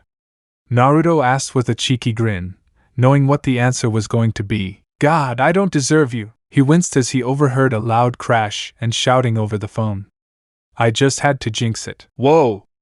Looks like Vaggy just found out what Angel almost did. Sorry, I gotta go. Ha! I'll be back home soon, don't you worry. Just try and keep the peace until then, okay? The former shinobi laughed in mirth at the chaos over the phone. He was quite happy at his good fortune in the past 10 years. Granted, it had a bit of a rocky start from his death in the human world, but he had gained so much in turn. He had power, a reputation, and a goal, one that he would help see come to fruition. But most of all, he found new friends. Even if at times it may be dysfunctional, they all seemed to make it work. Love you, sweetie. I love you too. Naruto Uzumaki would happily place himself on the wrong side of heaven and the righteous side of hell if it meant protecting his newfound loved ones. That was a promise, and with a golden flash of light, he disappeared. However, he wasn't the only one within the vicinity. Oh ho ho! My, what a rather intriguing turn of events! Red eyes and a wide toothy grin seemed to glow from within a shadowy ruin as radio static could be heard in the air. This should prove to be most entertaining. Chapter 5. Welcome to the Hazbin Hotel. Part 2. Crash. What the buck, bitch? You selfish asshole. I'm going to kill you. The hell's got your taco in a twist this time? You know exactly what you tried to do, Angel. Whoa, easy there, toots. I was trying to do my girl buddy a solid. Ain't that what this hotel was made to do? To help others in need? Not with turf wars that result in territorial genocide, PTA cabron. Hey. Keep that bucking spear away from my cheeks. Those are my money makers. You should have thought of that before sneaking out of the hotel. Tueyawang. Naruto had just walked in when all the commotion started, surprised at the freshly thrown spear dug into the wall just a few inches from his head. He blinked before turning his head at the current squabble in front of him between Angel and Vaggy, who froze at the intrusion of their argument. I was never here, the whiskered blonde replied with an uneasy tone. Carry on, then, he finished, much to the porn star's horror and Vaggy's delight. Within the last 10 years, he and the others had been frugal and shrewd with their money. Gone were the ruined furniture of old and replaced with newer ones of better quality. The walls, ceiling, and floor themselves refurbished to pristine condition. Each individual room was catered over to the bare basics, allowing any incoming tenants to add their own decorations and flair so as to feel more at home.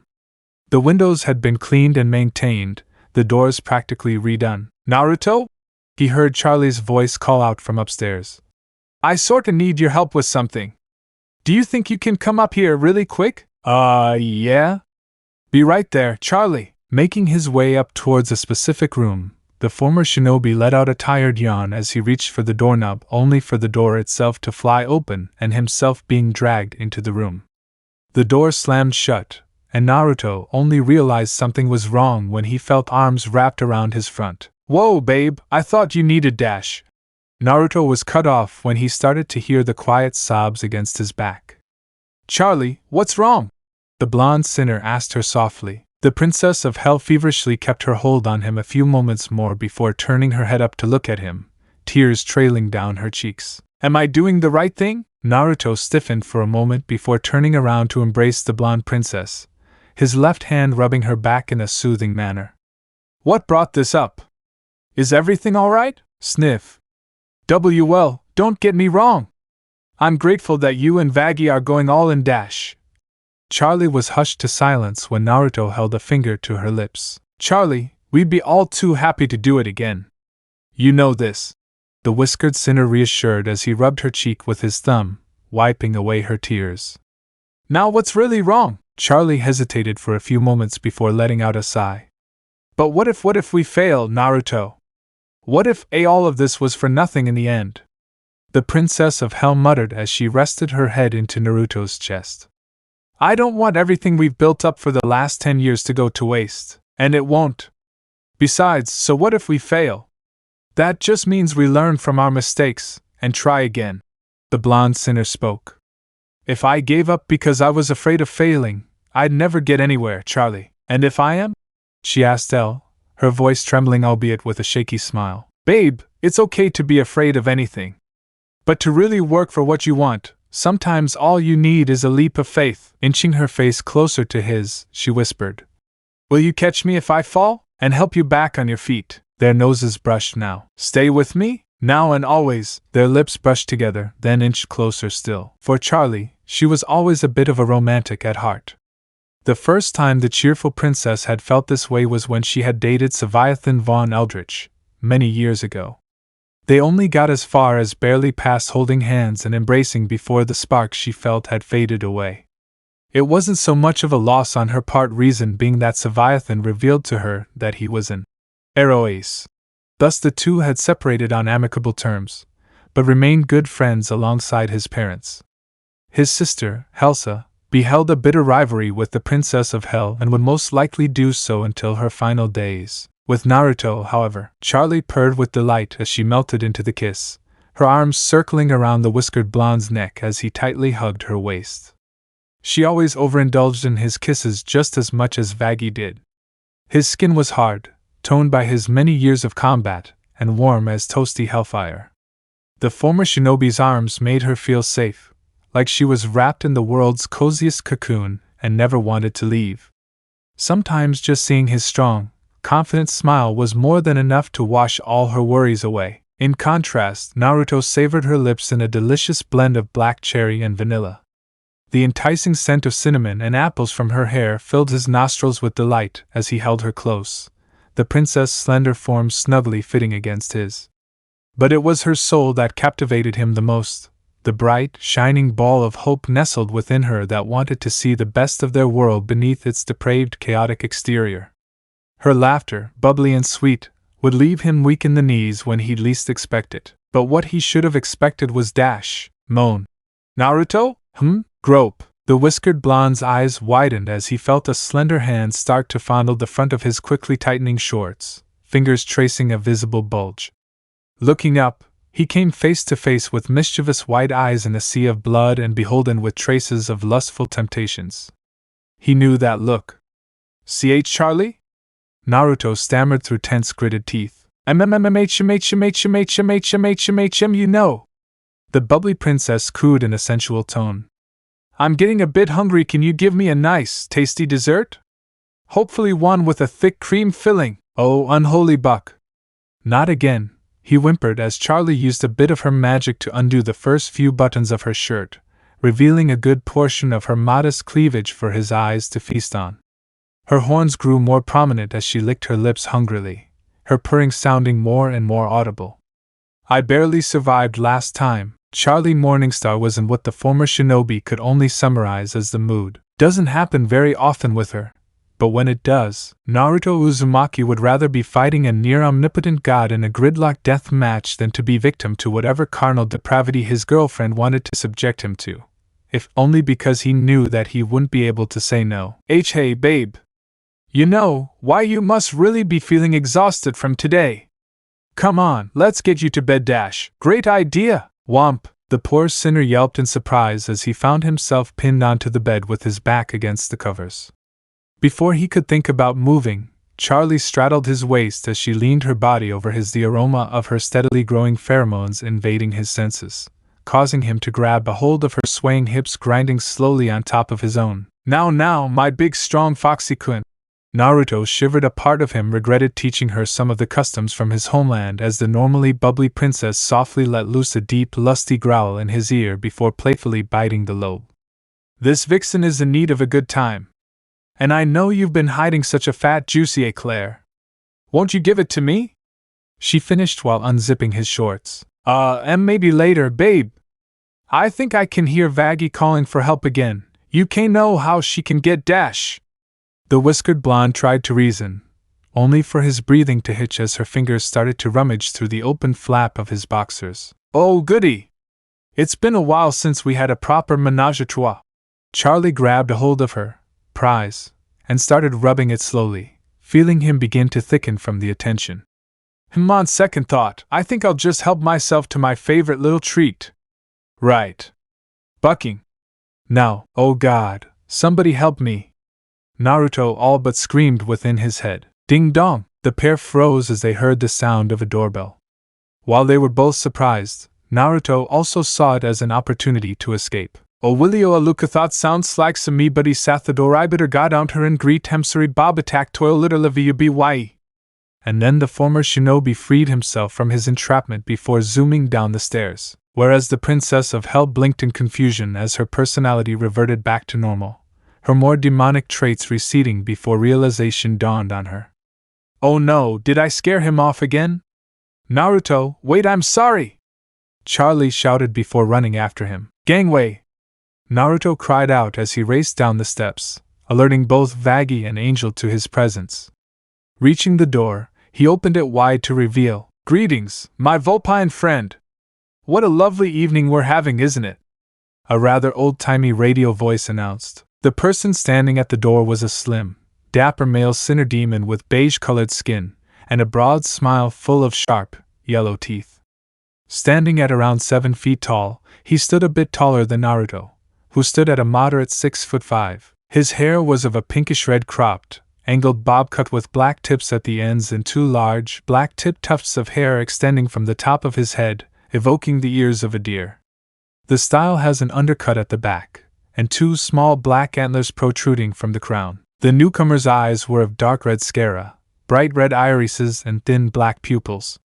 His forearms and lower legs faded to dark gray, eventually ending in red-tipped fingers. His attire consisted of a red pinstripe coat with dark red lapels piped with white, which is ragged along the bottom hem. Underneath this was a bright red dress shirt with a black cross on the chest, and long black dress pants with matching bright red cuffs. Finally, on the right side of his face was a dark red oval-shaped monocle rimmed with black, just over the eye. The accessories completing the ensemble were a black knotted bow tie with a bright red center, black gloves with red at the fingertips, black pointed toe boots, and finally a thin cane with a vintage-style microphone attached to it. Naruto blinked at the sinner's words dumbfoundedly. Oh, hello there, Slam, sigh great. Just what I needed to deal with today, the bucking radio demon and all his bullshit right outside the door. This ought to be good, he grumbled to himself. Knock. Knock. Knock. Opening the door again to see the sinner still standing there, the whiskered blonde narrowed his eyes in begrudged annoyance. May I speak now? You can start with telling me just what the buck are you doing here. Oh, how you wound me, Ninetales. I just so happened to hear that you were in the neighborhood, and thought I'd stop by for a visit. The radio demon explained, his smile never wavering. Humph, hate to break it to ya, pal, but I'm afraid you've wasted your time. Naruto huffed out. There's no entertainment for you here. TSK, TSK, TSK. Come now, is that any way to greet an old friend? The taller demon chastised, shaking his head at the perceived rudeness. 1, you're no friend of mine. And 2, there are many reasons as to why'd you show up here. The whiskered blonde snarled, causing the other sinner to narrow his eyes at the challenge. And none of them are good. Now then, Smiles, it'd be best if you were to turn around and stay off the property before I dash. Hey, Naruto? The former shinobi's eyes widened as he heard Charlie walking up behind him. Who's at the door? Before the blonde sinner could respond to her question, the red-dressed newcomer maneuvered his way past the former shinobi and held out his hand. Alastair!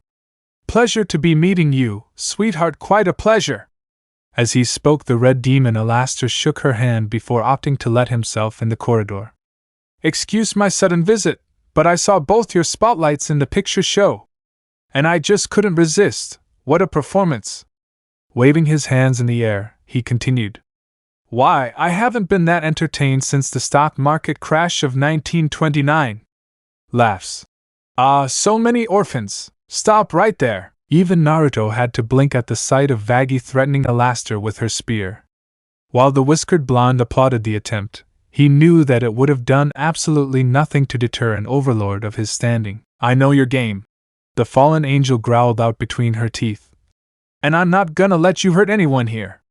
You pompous, cheesy, talk show shitlord. Finding her bravado amusing, the radio demon chuckled as he pushed the tip of her spear aside with a finger. Dearie, if I wanted to hurt anyone here, then you'd answer to me, Alastair. The former shinobi retorted with a threat of his own, arms crossed in front of himself. And we both know how that would end. Is that so, fish cake? Just try it, Bambi. Turning around with a smile on his face, Alastair glared at Naruto, who had matched it with his own. The interior of the room darkened as their respective powers flared, one a deep bloody red with static and hints of voodoo Vev symbols, the other a bright burning gold with orange wisps of energy and multiple kanji. From their demonic power, shapes started to emerge until a red demonic stag with sharp dagger-like horns gave a furious bellow at a snarling orange fox with 9 long tails lashing violently in the air. Charlie was nervous, whereas Vaggie froze from the sheer excruciating pressure of killing intent. Hey, what's with the strawberry pimp? Angel Dust, who had finally bothered to come out and see the commotion, was the only one with the gall to ask such a question. Naruto snorted at the porn star's comment, causing Vaggie's mouth to slightly twitch upwards and for Charlie to turn around to chastise the sole tenant of the hotel. Angel! That's not a very nice thing to say about a new guest. News flash. We're in hell. I don't think he's gonna buckin' care what I think, toots. The spider-like sinner responded. Unnecessary commentary aside, the radio demon spoke up, reverting his show of power in favor of reason. I'm here because I want to help. Say what now? Help! Alastair repeated with a laugh, tapping the microphone on his cane. Hello? Is this thing on? Testing, testing. An eye appeared on the microphone itself before replying. Well, I heard you loud and clear. Naruto traced his gaze over the others before he spoke. Well, I call bullshit. Unsure of what was going on, Charlie spoke to the red sinner. You want to help with this ridiculous thing you're trying to do? This hotel. I want to help you run it. The radio demon answered as he suddenly appeared behind them. But why? The princess asked. Ha ha ha! Why does anyone do anything? The overlord went on. Sheer, absolute boredom. I've lacked inspiration for decades. My work became mundane, lacking focus. Here he leaned his arm atop Vaggie's head before pushing her away. The poor white-haired woman would crashed into something if not for Naruto catching her mid-fall, getting an appreciative look from her. Anyways, I've come to crave a new form of entertainment. Ha ha ha! The whiskered blonde huffed in irritation. Figures you'd be bored out of your bucking mind, reindeer games. And here I thought everything's just entertainment for you, isn't it? Oh, but it's the purest kind, my friend. Reality. True passion. Alastair exclaimed with gusto. After all, the world is a stage. And a stage is a form of entertainment. So does this mean that you think it's possible to rehabilitate a demon? The optimistic princess asked him with a smile. Laughs. Of course not. That's wacky nonsense. Only for Alastair to brush her off with a wave of his hand. Redemption, oh, the non-existent humanity. No, no, no, no. I don't think that there's anything left that could save such loathsome sinners. Taking a moment to gesture to Naruto and Angel Dust, who only glared and shrugged their shoulders respectively, the radio demon raised his hands towards the main lobby of the hotel. The chance given was the life they lived before. The punishment is this. There is no undoing what is done. Nice fancy words and all, but I still say you're wasting your time, Naruto retorted, getting Alastor to side-eye a slight glare at the interruption. Naruto, please, Charlie reasoned, causing the whiskered blonde to relent for now. Damn it, Charlie, you should know better than this. Alastor's bad news, the kind we want as far away from this place as possible, he thought. So then, why do you want to help me if you don't believe in my cause? She asked the Overlord, whose eyes began to glow an eerie red at her attention. Consider it an investment of ongoing entertainment for myself, the red-clad sinner replied as he suddenly spun Charlie around as though they were dancing. I want to watch the scum of the world struggle to climb up the hill of betterment, only to repeatedly trip and tumble down into the fiery pit of failure. Right. The princess stressed out as she stepped away from the radio demon's eccentricity. Yes, indeed, why? I see great things headed your way, and who better to help you than I? Alastor commented as he led Charlie towards one part of the lobby, leaving the others by themselves. So, Angel Dust started. What's the deal with smiles over there? Vaggie looked at the gay porn star as though he'd grown a second head. Wait, you've never heard of him before? You've been here longer than me. When the spider-like sinner shrugged his shoulders in reply, Naruto voiced in. Vags, Angel's not the sort to get into demon politics, not his style. You know that. Getting her attention, the whiskered blonde gave her a reassuring smile. Care to fill him in? Watching the former exorcist explain Alastor's origins to Angel Dust, the whiskered blonde then began to contemplate as to why the radio demon would even bother helping them out. Obviously, the red deer-like sinner was an outright manipulative sadist who finds the suffering of others enjoyable. But for some reason, that thought didn't sit right with him. Alastor might say that he's doing this for his own entertainment, but I know something doesn't make sense. The man goes missing for little over 7 years, and suddenly he shows up at our doorstep out of the blue to help our cause. Bullshit. No way that motherbucker's doing this just because he's bored. He wants something. But what? Okay! Charlie suddenly shouted with an outburst, getting Naruto's attention. Apparently he must have been very deep in thought, because Vaggie was now standing close to where Charlie was and Angel Dust was sitting alone at the nearby bar. So, Al, you're sketchy as buck, and you clearly see what I'm trying to do here as a joke. Taking a deep breath, she continued. But I don't. I think that everyone deserves a chance to prove they can be better. So I'm taking your offer to help. On the condition that there be no trickster voodoo strings attached. The princess finished in a hurried tone. So it's a deal then? Naruto saw the red flags even before Alastor held out his hand for Charlie to shake. Ominous green light filled the room as Vaggie and Angel Dust were seemingly pushed back by a sudden gust of wind. Only the former shinobi himself was unaffected by the radio demon's show of power. So that's the power of a dealmaker, he thought. The whiskered blonde was about to intervene on the princess' behalf, when suddenly, nope! Charlie shot her hands out in front of her, refusing to shake the Overlord's hand. No shaking! No deals! I dash! The bubbly blonde hesitated for but a moment as she turned away from Alastor, only to immediately turn back to face him. As Princess of Hell and heir to the throne, she started. I hereby order that you help with this hotel, for as long as you desire. After a moment had passed, she concluded with a question. Sound fair? God damn it, Charlie! Naruto vented internally as he looked on at the interaction. No way that'd work, dash. Fair enough. Alastor replied, shrugging his shoulders as he proceeded to take a look around the interior of the hotel. He stopped at Vaggie first, whose glare only worsened as he scratched underneath her chin. Smile, my dear! You know you're never fully dressed without one. The radio demon commented before walking back to Charlie. So where is your hotel staff? Upon hearing his question, the bubbly princess merely gestured to both Naruto and Vaggie, sporting an impassive gaze and pointed stare respectively. Oh ho, you're going to need more than that. Finally walking towards Angel Dust, Alastor asked. And what can you do, my effeminate fellow? I can suck you hick. The porn star replied, static. Ha! No, your loss. Pacing back to the middle of the lobby, the overlord rang out his opinion. Well, this just won't do. I suppose I can cash in a few favors to liven things up. With a snap of his fingers, flames shot out of a nearby fireplace before a silhouette of some kind of small-statured demon fell into the pile of firewood. Walking over to the ash-covered demon, Alastair reached into and pulled out the figure, only for it to open its large round eye and shake off the soot in mere moments. It was a small, female Cyclops sinner demon with pointed limbs, white skin.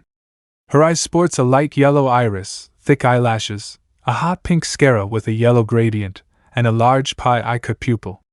When feeling homicidal, her pupil shrinks and her eye gains black veins. Her red-pink hair is kept into a slightly messy bob cut with a curl on each side, and a single light yellow streak located at the top. Her mouth filled with sharp light pale yellow teeth inside and black lips, and small hot pink dots on each of the corners. Her clothing of choice were a black neckerchief around her neck, and a 1950s red-pink maid dress under a white apron with 3 hot pink dripping splotches. She also wore long black gloves which covers most of her hands and arms, along with matching colored tights. This little darlin' is nifty, the radio demon announces as he let go of the new arrival. Hi! I'm Nifty. It's nice to meet you, Nifty greeted as she looked at the others. It's been a while since I made new friends. Giggle. Why are you all women? OOH, it's Ninetales. Was Naruto's intelligent reply before he found himself being climbed over by the small sinner. Oh. Hey there, I heard you killed 200 exorcists on your first day here. MMHM, such a naughty boy. Great, she's one of those. The whiskered blonde grumbled to himself before a thought occurred to him. Nifty, right? Listen, do you think you can do something about the cobwebs? We keep getting a constant bug problem at the hotel dash. Gasp. Oh my gosh, that's awful. Right away, Mr. Ninetales, sir. And just like that, the tiny demon scurried off throughout the hotel, feather duster in hand. Satisfied to have kept the possible Yandere busy, the former shinobi was about to talk with Charlie when a sudden green light shot from where the bar was. Ha! Read M and weep, boys. A raspy, growling voice could be heard, catching all the hotel residents by surprise, but only Naruto had a smirk on his face. Holy shit, I know that voice, the whiskered blonde thought as he saw who it was. Standing at a table with cards, chips, and stacks of money was an anthropomorphic avian cat demon.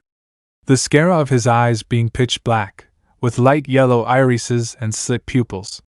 He has large and lengthy, red feather-like eyebrows with black vertical stripes near the tips, and a small black heart above each eyebrow. His fur is a dark taupe, overlaid with white on his face, torso, feet, and upper arms. The insides of his ears are white with a red tip at the point and red heart in the center. A black tuft of fluff protrudes from each, creating the appearance of small hearts. There was a darker shade of his fur encircling his ankles, mimicking cuffs on a set of pants. His tail is long and dark taupe-colored, ending with a large spray of plume-like feathers which are a vivid red with black and white stripes. He has heart-shaped, light yellow paw pads underneath the paws on his hands and feet. His wings are large and red, with darker taupe on the undersides. The undersides of his wings are decorated with black stripes which feature red and white roulette wheel dot markings. The outside of his wings are decorated with more black stripes, which wrap around the joints and run around a row of white roulette wheel dots. The cat-like demon wore simple, minimal clothing, which consists of a black top hat with a red band and a gold button-like decoration, a red bow tie around his neck, and a set of black trousers which are held by black suspenders over his shoulders. His look was evocative of a magician, paired with a casino referencing playing card theme. Full WHOA! The sinner exclaimed as his surroundings began to distort before noticing his new location. The hell? What the buck is this? Feeling a familiar presence, he turned around only to see you. Ah, Husker, my good friend. Glad you could make it. Don't you Husker me, you son of a bitch. I was about to win the whole damn pot. Husk gestured to the pile of money, expecting it to fade away only to be surprised when it stayed there, as he grabbed a hold of it. Huh. Thought for sure it'd disappear with some kind of bullshit. Thought I'd help you with your troubles, you stupid mangy cat. Naruto laughed out with a smirk, a glowing orange demonic pentagram hovering over his left palm. The gambling sinner blinked at those words before turning to face the speaker with a grin slowly growing on his face. Well, I'll be motherbucking damned, Husk muttered to himself. When he saw who it was, he broke out in a hoarse guffaw. Why, you cocky little shit! Now I'm gonna bucking owe you for this. Forget about it. How've you been, Husk? Long time, no see. Alastor did not show any indication that he was disturbed by the interruption. I take it you two are already acquainted? He asked. What? The former shinobi replied, only to blink as he processed the question. Yeah, I guess you could say that. 5 years ago I was racking up wins at one of the local clubs, and Husk here was my last opponent. Bullbucking shit, and you know it, Fox. The cat-like demon butted in. It was a 3-way game of high-stakes liar's dice at Mammon's Wild Card Casino, and you were playing against both me and Davy Jones. Didn't you jump in when it was starting to get good? Always thought curiosity killed the cat. Naruto sharply quipped with a smile. Ha!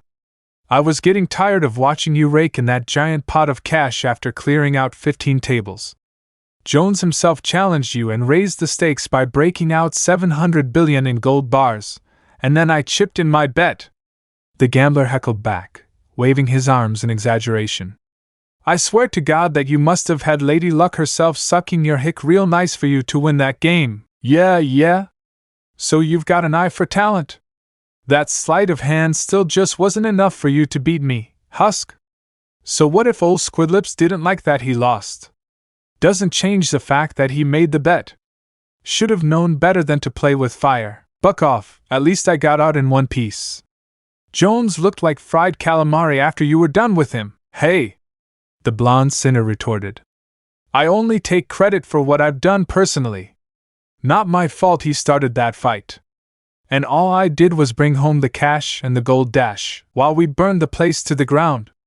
Naruto and Husk finished together before they broke down into hysterics. Oh! You're bucking with me? Angel burst out with laughter. I remember watching it on the news. The whole damn place burnt to the ground 'cause of some out-of-hand brawl. Jesus, Foxy, that was you?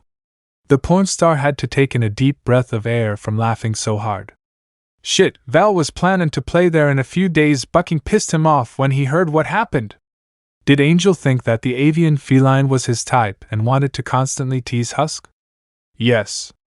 Was he passing that up in favor of a good story? Also yes. Angel, how did you not remember seeing him walk into the hotel lobby with a sack full of cash and gold? He literally passed right in front of you. Vaggie asked with a raised eyebrow. Must have been the drugs.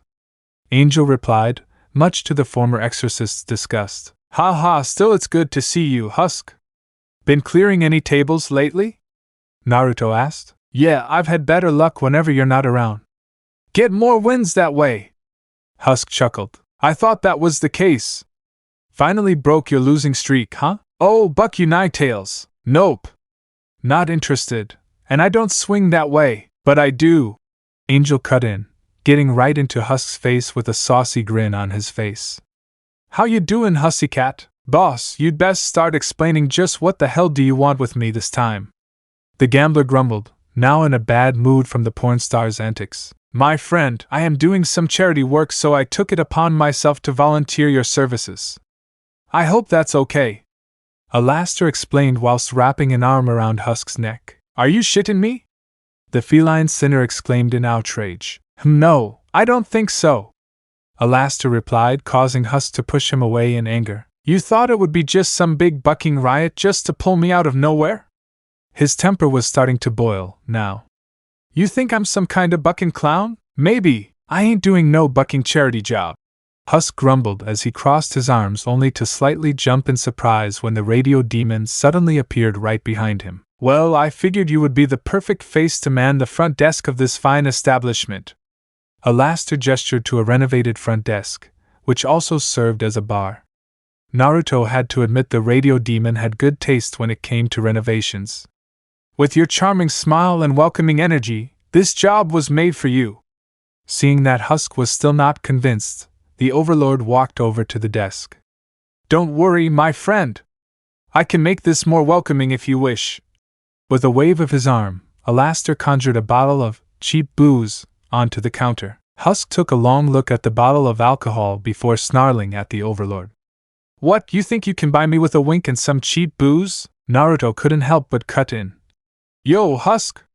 I'll throw in the good sake that you liked last time. Sold! Cue the gambling addict immediately jumping behind the counter, making himself at home. Hey! Hey, hey, hey! No! No bar! No alcohol! Vaggie exclaimed, waving her arms exasperatedly to the sides. This is supposed to be a place that discourages sin. Not some nasty brothel man cave dash. Shut up! Angel shouted, tackling the former exorcist over on her back. Shut up! We are keeping this! Pointing over to Husk, who was drinking the offered bottle of booze with 3 of his hands, the spider-like sinner went on to teasingly flirt with the new concierge. Sighing at the porn star's antics, the whiskered blonde went over to help Vaggie up on her feet. Vaggie, I know that you feel passionately about our mission dash, he assured in a hushed voice, only for Vaggie to raise a hand in cutting him off. You of all people should know why, Naruto. It's how else am I supposed to atone for those years? She breathed out, careful not to let anyone else overhear her words. I know, Tenchi. The former shinobi wrapped an arm around her shoulders. And I for one admire that side of you. But, in a way, having a bar can be a benefit for what we're trying to do here. Dare I ask how? Naruto smiled at her words. 3 words, cold turkey relapse. Vaggie blinked before playfully scoffing at his answer, getting him to chuckle softly as he kissed her cheek. The white-haired woman blushed at his actions, only to school his features as the radio demon returned to the spotlight of attention. So, what do you think? Alastair asked the Princess of Hell, who was completely back to her usual bubbly demeanor. This is amazing! Vaggie took longer to give her answer. It's okay. Satisfied, Alastair then looked Naruto in the eye. Any commentary from you, Ninetales? There was a mutual silence as they stared at each other, one stoic, the other grinning. Finally, I'll reserve my judgment for now, Alastair, Naruto replied, showing a face of indifference towards the Overlord. Laughs. This is going to be very entertaining, Alastair announced, so with a flare of power, he invited everyone into a sort of song and dance, although only Charlie and Nifty were the only ones who fully participated. Not wanting to take part in the festivities, Naruto opted to merely sit on the nearby sofa. He didn't trust the radio demon not by a long shot.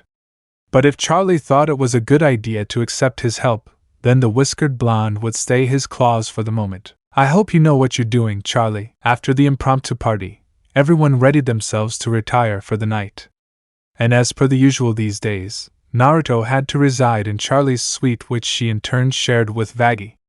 It was rather intricate with a blend of Western and Oriental styles. The interior of the suite itself looked like a royal bedchamber with a king-sized bed and dining table, while the adjacent bathroom was more akin to a hot spring. There in the shower, the whiskered blonde washed off the day's grime and sweat as he ran soap through his hair. Suddenly, he felt 2 sets of hands running across his body before his back and chest were smothered by soft mounds. Girls, I'm trying to relax. We know, Charlie teased, lathering soap across his back as Vaggie took care of his front. Not wanting to simply stand there like a statue, Naruto ran his fingers through Vaggie's hair, earning an appreciative moan as he massaged her scalp. We just wanted to help you be thorough, that's all. Oh, that's what you're doing, he said, raising an eyebrow in amusement as he felt the former exorcist trace the contours of his abs. Could have fooled me. Just shut up and let us work, Zurito. Vaggie snapped playfully as she smacked his chest, which elicited a mocking growl that nearly made her weak in the knees. Fine, fine. Letting them wash away at his body, the former shinobi then pondered on the day's events and the years they spent getting this far. Hey, Charlie, MMHM? Came the reply. Why did you accept Alastair's help? We know the radio demon works for no one's benefit but his own. The man is a complete sadistic narcissist with a flair for destroying the lives of others and viewing it as a twisted form of entertainment. Naruto felt Vaggie stop her ministrations, knowing that she too was curious about why the bubbly princess made her decision. It's precisely because of those reasons that I chose to accept. That wasn't the optimistic voice he normally heard from the princess. His hair stood at one end as he turned to face his blonde girlfriend, her warm ruby eyes now a glowing icy sapphire. No, that was the voice and gaze of the persona which he'd unknowingly helped cultivate when he started training Charlie. That voice was sharp, seductive, and calculating to a fault. And sometimes he'd wished he'd never have to hear it again. Checking to make sure, he turned to look back at Vaggie only to see her unmoving, as though frozen in time. Even the water from the showerhead seemed to be fixed in place. The whiskered blonde sighed, knowing what was happening. Well, well! If it isn't tall, blonde, and virile, Kairi! Naruto finally responded. What's the matter, my love? The now-named persona of Kairi asked as she took a hold of Naruto's face beneath his chin. Are you not happy to see me? We both know the answer to that. But no matter how we feel about you, I believe there was an explanation to be made. Humph. You are such a killjoy, you know that? She huffed as she crossed her arms beneath her bust, causing them to push up and jiggle. Regardless, yes, I accepted the deal because of his vices. The man would be all too happy to watch heaven and hell burn to ash if it were for a means to achieve some quality entertainment. Furthermore, he'll strive to no end to ensure that his efforts would not go to waste. Better to have someone like Alastair on our side where we can keep a close eye on him, no? So you want to keep your friends and your enemies closer? Naruto replied, his eyes narrowing as a dangerous thought suddenly occurred to him. That better not include Vaggie, oh please. Like I would do anything to harm the little bird. My better half would never forgive me even though I'd be doing her a favor. Kairi chided, walking around the blonde sinner as she cupped his groin. But then again, I do need someone to share this precious toy with, she stated whilst stroking his member, only to stop as Naruto grabbed her forearm. Focus, Kairi. We both know Alastair didn't survive all these years in hell just by making deals. He's crafty and dangerous, and you aren't? The seductive persona innocently asked as she started running her hands across Vaggie's inert unresponsive body, paying special attention to the fallen angel's C-cup breasts and stomach.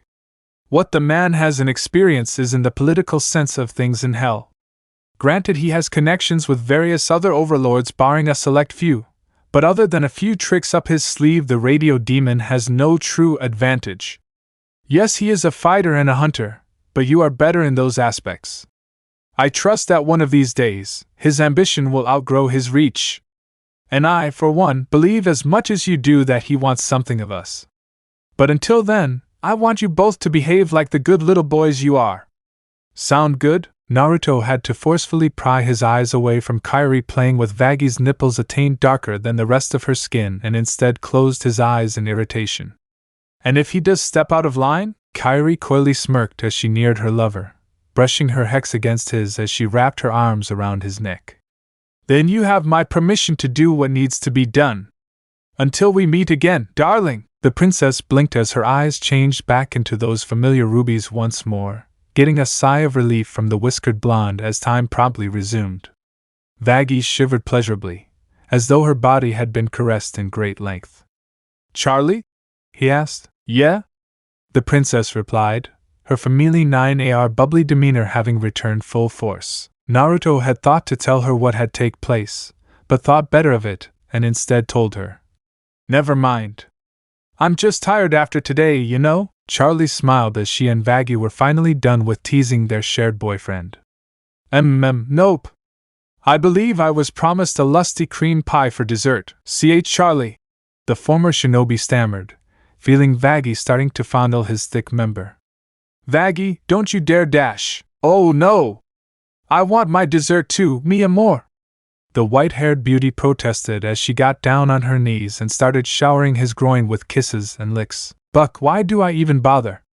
I'll worry about this shit tomorrow. The whiskered sinner finally relented as he felt the former exorcist take his shaft deep within her mouth, her tongue swirling around him, Charlie turning his face towards hers for a deep French kiss. Naruto proceeded to give his lovers plenty of rich, creamy helpings that very night. Chapter 6, Overture. the fox and the first man. Don't worry, Mom. I'll make you proud, Charlie Morningstar spoke to herself as she looked out at the aftermath of the latest extermination day, a book in her hand titled The Story of Hell. The young woman was currently sitting on a sofa in her own private room. She had just finished reading when she suddenly heard, "Charlie?" The Princess of Hell let out a startled yelp before swiftly turning around to find Vaggie standing in the middle of the room. "Oh shit!" she cried, dropping her key, which transformed into her familiar cat, Kiki. "Did you hear all that?" Yeah?" The former exorcist replied with a smile, pointing her thumb towards the doorway.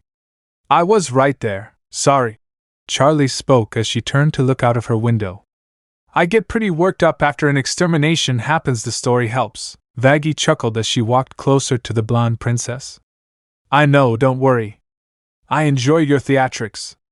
Her face took on a more worried look as the former exorcist then asked, "Are you okay?" "I'm fine," Charlie reassured her girlfriend.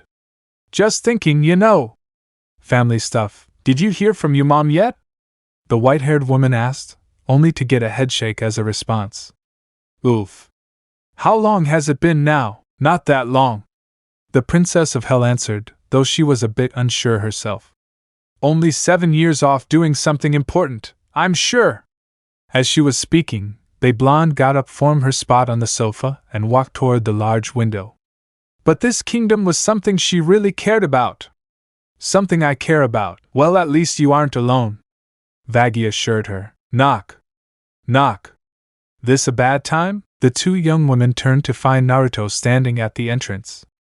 The former shinobi was leaning on the doorframe, holding a large bowl of freshly made ramen in one hand and a pair of chopsticks in the other. Wearing an orange sleeveless shirt to complement his black shorts, he looked on at the duo with a bemused expression. "Charlie? Vaggie? Anyone home?" he teased with a wide grin. "No," Vaggie replied with a straight face, although the tone in her voice was more playful in nature. "I was just checking up on Charlie." "What brings you up here?" "Nothing, really. I can only put up with Alastair's antics for so long before it starts to get irritating," the blonde sinner replied with a shrug. "Also, I figured that she could use a pick-me-up after today," he finished whilst extending one of his tails from behind his back to offer 2 more bowls of freshly made ramen. "Oh, thanks, Naruto," Charlie quipped as she accepted the offered meal, using the chopsticks to begin slurping the delicious noodles. Letting out a pleased hum, the Princess of Hell set down her bowl only after emptying its contents before licking her lips. "Wow, I really needed that," she said. Sitting up straight, Charlie flashed her boyfriend a warm smile. "No problem," the whiskered blonde replied with a grin. "And hey, remember that we've got your back, no matter what."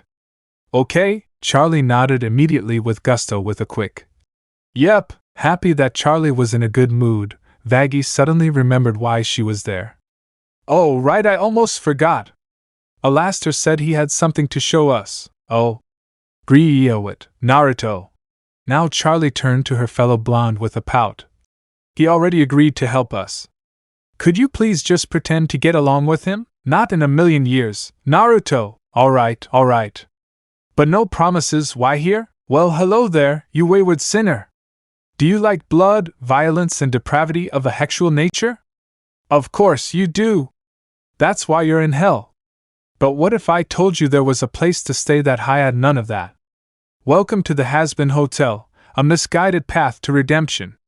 Founded 5 days ago by Lucifer's delusional daughter, Charlotte Morningstar. Come place your fate in her inexperienced hands, as she tries to work through her daddy issues by fixing you. Here we offer fun things, such as somewhat functional staff and 24-hour pest control, custom rooms, and just look at this tacky parlor. Enjoy riveting conversations with our singular resident. Wow! All this and more at the Hazbin Hotel. Your last desperate attempt at salvation starts here." Turning off the television after a rather god-awful attempt of a commercial, the radio demon turned to face Charlie, Vaggie, and Naruto with his arms stretched wide. "So, what do you think?" It was a good 5 seconds before Vaggie was the first to respond. "I'm sorry, what the buck was that?" Yeah, one note," Charlie dragged out, ever with an optimistic smile. Alastair, first off, thank you so much for making this. Seriously, amazing. But, nervously the blonde princess continued. Maybe the tone was a bit off. We want people to want to come here. This makes it look, bad. The former exorcist supplied. The word you're looking for is bad. Funny, I was going for hilarious. It didn't explain anything about how we're trying to save demons from extermination, which is the whole bucking point.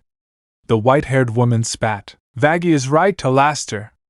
Charlie supported her girlfriend's rant, though in a more helpful tone. The commercial was supposed to let sinners know we are here to help them. Well, my dear, the Overlord began. I haven't been active in hell for some time. And everyone remembers me from my radio show, the proper medium to express oneself. But you insisted on this. Here he pointed his cane at the very dial-operated television the commercial was aired on earlier. Noisy picture box advertisement. So I had a little fun with it. Oh, fun? You had a little fun with it? Vaggie was getting irritated by the radio demon's nonchalant manner. Well, this is not what we want to represent us. When you showed up a week ago, you told us you would help run this hotel, but instead you're mocking us. Nobody's gonna want to come to a place that a powerful overlord like you thinks is a waste of time. Vaggie, are you kidding? This is actually pretty great for someone like him. And there was Naruto's offhanded comment. Whatever are you implying, fox boy? The red-clad sinner quipped back with a threatening undertone, to which the former shinobi was all too happy to reply with a helpful smile. Let's face it, you're mostly a radio star, Alastair. It's your thing, I won't judge you for it. So for you to go out of your way to do this ad must have been really something else. Naruto continued. Shit, just a few more tweaks here, a little more planning there, and you'd be just as good as Vox. You've heard of him, haven't you? Didn't you call him a sleazy, shady, narcissistic, third-rate attention bore that couldn't make good material to save his life? The Princess of Hell asked the whiskered blonde with a raised eyebrow. I did. Gasping in faux surprise, Naruto scratched the back of his head as he gave the Overlord a toothy grin. I'm sure he knows I didn't mean anything by it, right, Alastair? Oh, I'm sure you haven't.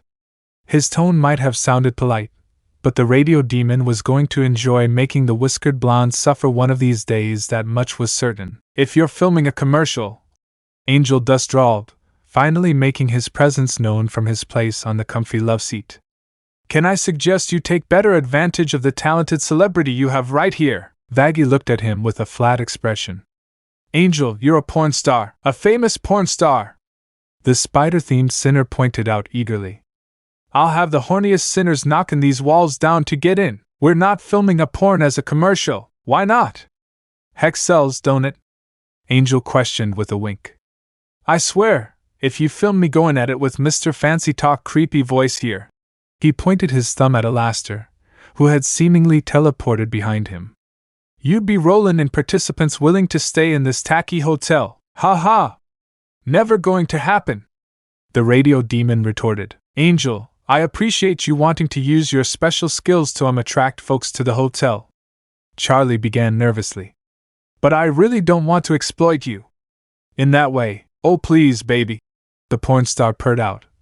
This body was made to be exploited. I got the arms. I got the stamina. I got the legs. I got the lung capacity. Ho ho. I got the legs. Then Angel listed off the rest. The gag reflex, the holes, the chest fluff, everyone thinks our tits dash. Suddenly Charlie's phone started ringing beside her. Hold that thought. When she saw who it was, she immediately got up and walked to a secluded area. I'll be right back. I can keep going all night, baby. Turning around a corner into the main hallway, Charlie took a deep breath before answering her phone. Hello? Dad? Back with the others, Angel decided to switch the topic. Hey, I have a question. He started before waving his hand at Alastair. If Freaky Face over there is so powerful, then why can't he just make people stay here? Performance issues? Naruto quipped, causing the porn star to stifle his laughter. Oh, trust me. The radio demon assured before his entire visage took on a more demonic tone, gaining their attention. I can. Why do you think I'm here? Turning around, they saw Husker tending the bar in his own nonchalant manner. You actually think I'd be cleaning bottles and listening to you bucks bitch and moan all the time if he wasn't forcing me? Nifty, ever the demented housekeeper, piped up from beside the cat-themed sinner. I like being forced. Keep that to yourself, Nif. What? Angel started to tease. You don't love being here with me, Whiskers? It only served to irritate Husker. Call me Whiskers again, and I'll jam that bottle down your throat. The gambler hissed. Kinki-ai! It did nothing to deter the four-armed sinner. Come on, keep talking dirty. Angel, if you keep irritating Husker, I'll tie you down to a chair and force you to eat Hawaiian pizza. Naruto threatened. With extra pineapples. And ketchup. Oh, you motherbucky. Now the porn star was pissed. I never should have introduced you to Italian food, ya hear? And no, we can't force sinners to stay here. They need to choose to. Vaggie cut off the impending argument before it could even begin. I'm choosing to be here, and I think it's all stupid. The spider-like sinner complained. We're in hell, toots. It's kinda the end of the road, ain't it? Well, maybe it doesn't have to be. The fallen angel reasoned. Just because nobody ever made it out before, doesn't mean it's not possible. The former shinobi nodded in agreement. There's no point in saying it can't be done when someone gives up on the first try. He could think of the number of people he managed to convince in his old life. Zabuza, Inari, Gaara, Nagato. Hell, even Obito counted amongst that number. But the traitor is no longer worthy. A dark, primal thought ran through the back of his mind, causing a wave of discontent to briefly appear on his face. We had a chance to build a better world for ourselves, and he chose to destroy it. Suddenly, Naruto picked up a sense of giddiness emanating from the main hall. I guess Charlie's phone call with her dad went well despite Naruto knowing that the King of Hell had a tremendous amount of responsibility. It did him good to see the man at least call his daughter every once in a while, even if it was for errands. Her mom, that's another story. Vaggie, holy shit! Charlie suddenly yelled, startling the white-haired woman briefly before calming down as she walked over to her girlfriend. What's going on? She asked, seeing the bubbly princess jumping up and down, which did wonderful things to her chest, much to Vaggie's and Naruto's delight. Before Charlie took a deep breath to calm herself. My dad just called, the blonde began. He said that the leader of the Angel Army gasp, wants to meet. He asked if I gasp, could go gasp. Instead, this was news to Naruto, albeit a very worrying one. From what the pair had told him 10 years ago, there had almost never been a meeting between heaven and hell so soon after an extermination. But the extermination just happened. The former exorcist muttered. What could they want this soon? I smell a trap. Naruto stated, unsure of heaven's intentions for the meeting. Gaining the princess' attention, the former shinobi gave his reasons. Look, if it is the leader of those mass-murdering fanatics, chances are they're not gonna like your idea of redemption. What are the odds they won't use this meeting to their advantage? But I have to try, Naruto. Charlie pleaded as she looked into his eyes. This idea, it was my lifelong dream. Surely you can understand that, Charlie sighed, pinching the bridge of his nose. The whiskered blonde let out a sigh as he relented. On one condition, he told her. I'm coming with you. The pair of women gasped as even Angel stopped annoying Husker. Alastair looked on, his smile ever present on his face. Don't you still have that bounty on your head, Ninetails? The bartender asked with a raised eyebrow as he washed the whiskey glasses. After the Exorcist massacre 10 years ago, Heaven had made it their priority to bring in the former shinobi for questioning. Naturally, they were never able to find Naruto themselves in the first place, so instead a bounty was issued to sinners all over Pentagram City. Absolute immunity from every extermination for the capture and retrieval of Ninetails to the Heaven Embassy. Not that the blonde sinner felt that there was anyone crazy or strong enough to cash in that bounty, but he almost never left the safety of the hotel without a disguise. Husk, come on. It's me, he reassured the cat-like sinner. They won't find me unless I want to be found. And I have no intention on being found just yet. You would do that for me? Charlie asked, stunned at her boyfriend's words. Charlie, have I ever let you down? Naruto answered with a sly smirk. And besides, it's just a meeting with the bigwig of the angel army. How bad could it be? Later at the embassy. I take it back. This was a bucking mistake. The blonde sinner miserably thought. He was currently curled up on Charlie's lap within one of the conference rooms of the embassy in his fox form, and to be honest, he found the atmosphere to be quite lacking. Plain faded soft colors weren't really his thing, but what really pissed him off was the egotistic asshole sitting in front of them. This angel wore a mask that appeared similar to other exorcists, though with normal-looking eyes and golden facial expressions. The mask also held a pair of horns similar to an exorcist, albeit longer, smoother, and with a golden ornamental attachment on the tips. He also had a pair of large and golden wings on his back. His halo was bright gold in appearance, and similar to the exorcist's, has two spikes pointing up and down from each other. He wore a smooth white and golden cloak that appears to have a large symbol emblazoned on the front. His visible hands were black in appearance, and had gold-tipped spikes on the back of his collar. Not to mention that the guy eats like a bucking pig, the disguised sinner thought as he watched the army leader decimate the entire plate of ribs as he was bragging about himself. Buck. Does he ever shut up? So I was playing this gig, and for some bucking reason this virtue chick was digging on the drummer. And it's like, do you know who I am? I'm bucking Adam. I'm the original Hick. All Hicks descend from me. You think you want drummer Hick? No way. I'm the Hick bucking master. The gaudy angel took a break from talking to eat more ribs. So anyway, then we bucked. And it was awesome. What did you do this weekend? Wait, your name is Adam? Charlie questioned, the gears starting to turn in her head. Like the first man Adam? That means you. Her face then morphed into one of slight disgust. That explains so much. I know, I buck and rock. More like you buck and suck, but hey. Who's judging? The former shinobi lamented as he yawned out of boredom. Well, Adam sir. Mr. Adam sir dash. Call me Hickmaster. No. This time Charlie insisted, slightly dropping the cheerful demeanor she was known for. Just no. Well, you can't win 'em all, right, Loot? The first man asked his second in command, who was feminine in appearance, and had worn an attire similar to other exorcists save for the fact that the right pupil of her mask is a white circle with an X over it instead of a white X. Yes, sir. TCH. Suck up. Okay, then. The bubbly princess spoke up, scratching the disguised blonde behind the ears so as to keep him calm. Adam. You seem like a smart, stand-up guy. And I know that you are the leader of the angels. And that you are a big thinker, a revolutionary. A genius. Yeah, I don't see any of that, Charlie Naruto thought to himself, although he could see the exorcist leader taking in the compliments in stride. Who would really love to put his name on something? I buckin' love putting my name on shit. Adam agreed, standing up from his seat. Shit's the best. It's the solution to our biggest problem. Right, herpes?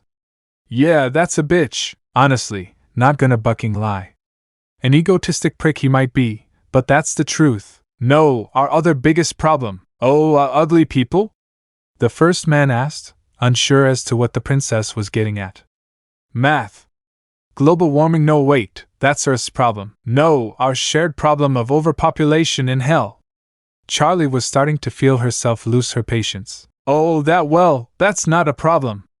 We've got that covered. Adam cheerfully answered, arms stretched wide open before turning to face his subordinate. Loot, how many demons did you kill this year? Merely a rough 75 this year, sir. Adam winced at the number that was given. Sheesh, not like how it used to be, huh? Sighing in disappointment, he shook his head as he reminisced about how things used to be.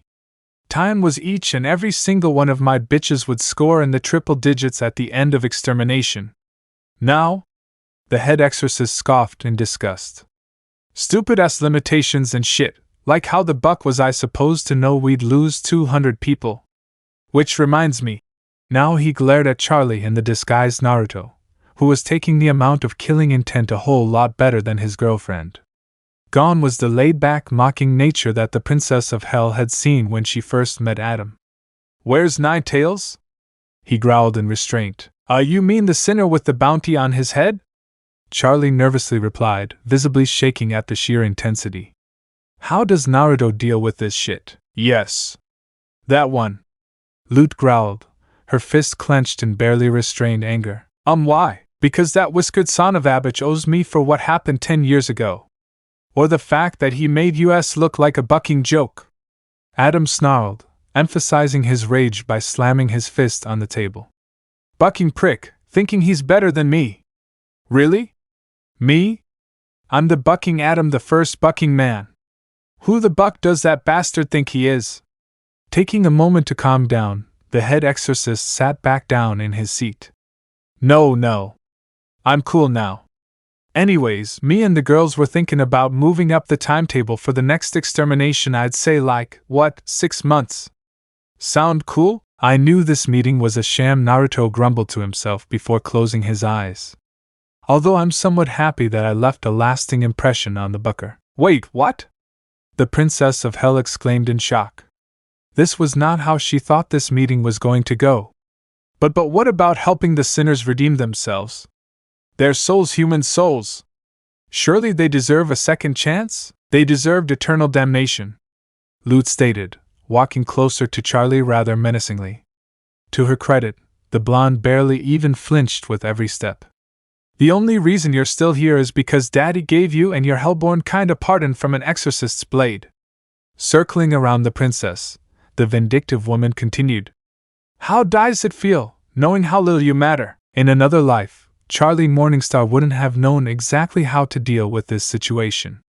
And she would have desperately tried to push forward her plan to no avail.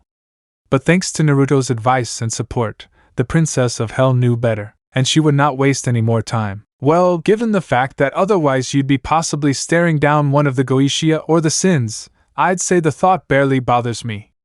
And Charlie looked the bitch in the eye when she meant those words, though she smirked inwardly when she felt the woman start to slightly bristle. Remember, I'm the nice one in my family. And I was asked to come here to this meeting. But if all we're doing is running around in circles trading insults, then I see no reason to remain. Excuse me? You're excused. The normally bubbly blonde waved off, causing Lute to growl in frustration. I may have wanted to push forward my plans of redeeming sinners, but you were the one who wanted this meeting. Getting up from her seat, she made to leave as Naruto, still in his fox form, landed on the floor beside her. But now we're just wasting time, so I'm leaving. Goodbye, Adam. Oh no you don't, bitch! Here the first man flew over in front of Charlie, barring my path. You don't get to walk on out of here without my say-so. It was only then that Naruto started growling, gaining the attention of the two angels. Okay, who the buck let this flea-ridden mutt in here? Came Adam's outcry. Gasp. Foxy! Charlie cried out, using Naruto's alias in this form. Settle down, you'll get us in trouble. Allow me, sir. Lute wasted no time in brandishing her blade at the disguised sinner. I'll be more than happy to kill it. No, please. He hasn't done anything wrong. This filthy mongrel dared to desecrate a house of God. The subordinate exclaimed, causing the fox to growl even louder, but then those growls soon turned to chuckles. God, he spoke, a deep and guttural tone that shocked and frightened the exorcists. Does not live here. This is an empty box. What the buck? Demon filth! No, wait, dash! Clang! Silence permeated the room as Lute began to register what happened. She had struck at the creature with her angelic sword, and the damned thing caught her blade with its teeth before shattering it. Humph! Not liking the taste of metal shards in his mouth, Naruto spat out the offending material. Impure and brittle, like your faith. Faith? Adam was now getting pissed. You want to talk about faith? I should have known you were a filthy sinner. Tell me something, shitstain. How do you think you deserve to get past the pearly gates? Oh, I have no intention on leaving hell, bird. The fox smirked, much to Lute's ire. Hence why I've decided to assist the princess in her endeavors. Though I do not seek redemption, I will not refuse my services to those in need. Liar! The second in command snarled, throwing away her broken weapon in a fit of rage. Everyone knows your kind has been damned to oblivion, with no possible hope of redemption. There is no redeeming sinners. Lies? Naruto mocked. In your house of God? Okay, that's enough. Charlie took the choice to end the conversation by grabbing the disguised sinner and making her way out the door. Well, Adam, I'd say it was a pleasure meeting you, but I really need to get going. We've run out of time, and I'm sure you're busy. And again, I'm so sorry for Foxy's attitude. Really nice and siege took no and I hope and our mind about pissablir deeming dash. Let me stop you right there. Save us all precious time. Adam started singing, cutting the blonde's apology off. If what you're suggesting is letting them climb, Buck, Naruto really should have just stayed home at the hotel. Later, 6 months? Vaggie all but screeched at the pair when they got back from the meeting. They moved up the timetable in 6 bucking months? Well, obviously. Naruto replied, undoing his disguise the moment they entered the hotel. The fat buck and his little bitch only wanted to brag about themselves. There was no talking about anything. Oh, that's just great, the fallen angel grumbled. Because of this, we now have to worry about the extermination deadline being cut in half, and so far we don't have a single new guest for the hotel. What the buck am I? Angel thus rudely asked from his spot on the love seat. A pain in my ass. It's amazing to look at, toots. Vaggie, try to calm down. It's okay, at least nothing else happened, Charlie reasoned as she laid a hand on her girlfriend's shoulder. Besides, it's not like we left empty-handed. Oh ho, interesting. Do tell, Alastair chimed in. Well, to start, the bubbly princess cleared her throat. Adam went on a rant about limitations on exterminatants, meaning that he's not really the one in charge. And yet he's the leader of the army, so whoever has that much influence over him must be pretty high up, not to mention the deadline itself. Naruto added, getting their attention. Vaggie's been in hell for about as long as I have, and you guys have been around longer than the both of us. Those exorcists would have jumped at the chance for 2 exterminations in a row, wouldn't they? Now that you mention it, it does feel weird that those exorcists would wait for 6 months. Husk answered, rubbing his chin. If anything, I'd expect them to come back within a week tops. Exactly. It wouldn't make sense for those murder-happy birds to wait 6 months when they could have picked any day they wanted. Damn the deal with Lucifer. Naruto agreed. He could practically feel the negativity rolling off that one exorcist's loot, was it? And her eagerness for bloodshed was appalling. Adam's hiding something, and I'll bet my entire stash of ramen that it's damning. And the plot thickens. Cheerily, Alastair took a spoonful of his bowl of jambalaya. Now the question begs, my dear fox, what could he be hiding? And who could be holding the first man's leash? Dunno, the whiskered blonde admitted. But I intend to find out. Chapter 7, Welcome, New Guests. Part 1. Okay, so the extermination is coming in 6 months instead of a year. Within the hotel, Charlie was pacing back and forth in the lobby, being careful not to step on Kiki as the one-eyed cat was prancing between her legs. She was in the midst of a meeting with Naruto, Vaggie and Angel, thus discussing Adam's glorious plan. No big deal, just a little setback. Nothing we can't handle, the blonde princess continued. Just Angel's cutting our timetable in half. But who need a whole year to save souls, am I right? Now she was starting to sound more and more nervous. And next time when they cut the time in half again, and again, we'll just handle it. Right? Yes. We will, Vaggie calmly answered, grabbing her girlfriend's arms in an effort to soothe her nerves. Oh, please. Angel, on the other hand. Ya had less than half a chance when you started all this salvation bullshit. And now? Briefly looking down at his phone, Angel read his messages quickly before looking back up at the pair. Ain't no silver lining this time, toots. Sure there is, the Princess of Hell reasoned. We just have to look a little harder for it. Well, while you're looking, the porn star pointed out, the rest of Hell's going nuts. People are already freaking out about the news. Scrolling down on his Hell phone, he then showcased to the others. Look at what's happening in the Doomsday District. What is a donkey show? Charlie asked, much to the spider-like sinner's shock. Oh. Nothing, Angel exclaimed before composing himself. My boss, Val, is just freaked out about the news too. Like I said, everybody's losing their shit. Yeah, and they're getting desperate, Naruto stated. Maybe this would be a good time to offer some of these sinners a place here? Charlie squealed at the suggestion before leaning over to kiss her boyfriend in gratitude. Repeatedly. Holy shit, why didn't you think of that, Naruto? Thank you so much, I love you. No dash. Gasp. Problem. Gasp. Vaggy dash. Gasp. Tag in. Let me think about the nope. The fallen angel knew better than to take her shared boyfriend at his word. As the former shinobi suffered under his girlfriend's ministrations, Angel was being a bit skeptical. Good idea and all, but you really gonna go out in all of this? He asked, showing a video of several sinners lighting themselves on fire. Well, it's not like people are just going to show up on our doorstep dash. KBOOMMM. The group jumped in surprise as something blew a hole through one of the hotel walls, causing Naruto to blink as he then looked up with his arms spread wide. Well, it's not like $50 million is just gonna fall from the sky onto my lap. He yelled only for absolutely nothing to happen. Oh buck you god! This is bullshit, show yourself, Alastair! Came a voice echoing through a megaphone. Are you kidding me right now, Pensius?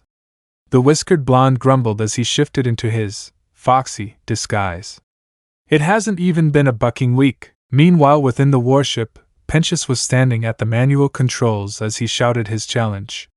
Come and face my. It was then that he had finally noticed the radio demon, who's sipping a hot cup of coffee on the second-floor terrace. Oh, there you are! The snake-like sinner muttered beneath his breath before shouting again. Face my wrath. Who are you? Alastair mocked as he took a sip of his drink. Who am I? Who am I? Came the angry reply. I am the great Sir Pensius. Inventor. Architect of destruction. Villain extraordinaire. Oh, he's a bad boy.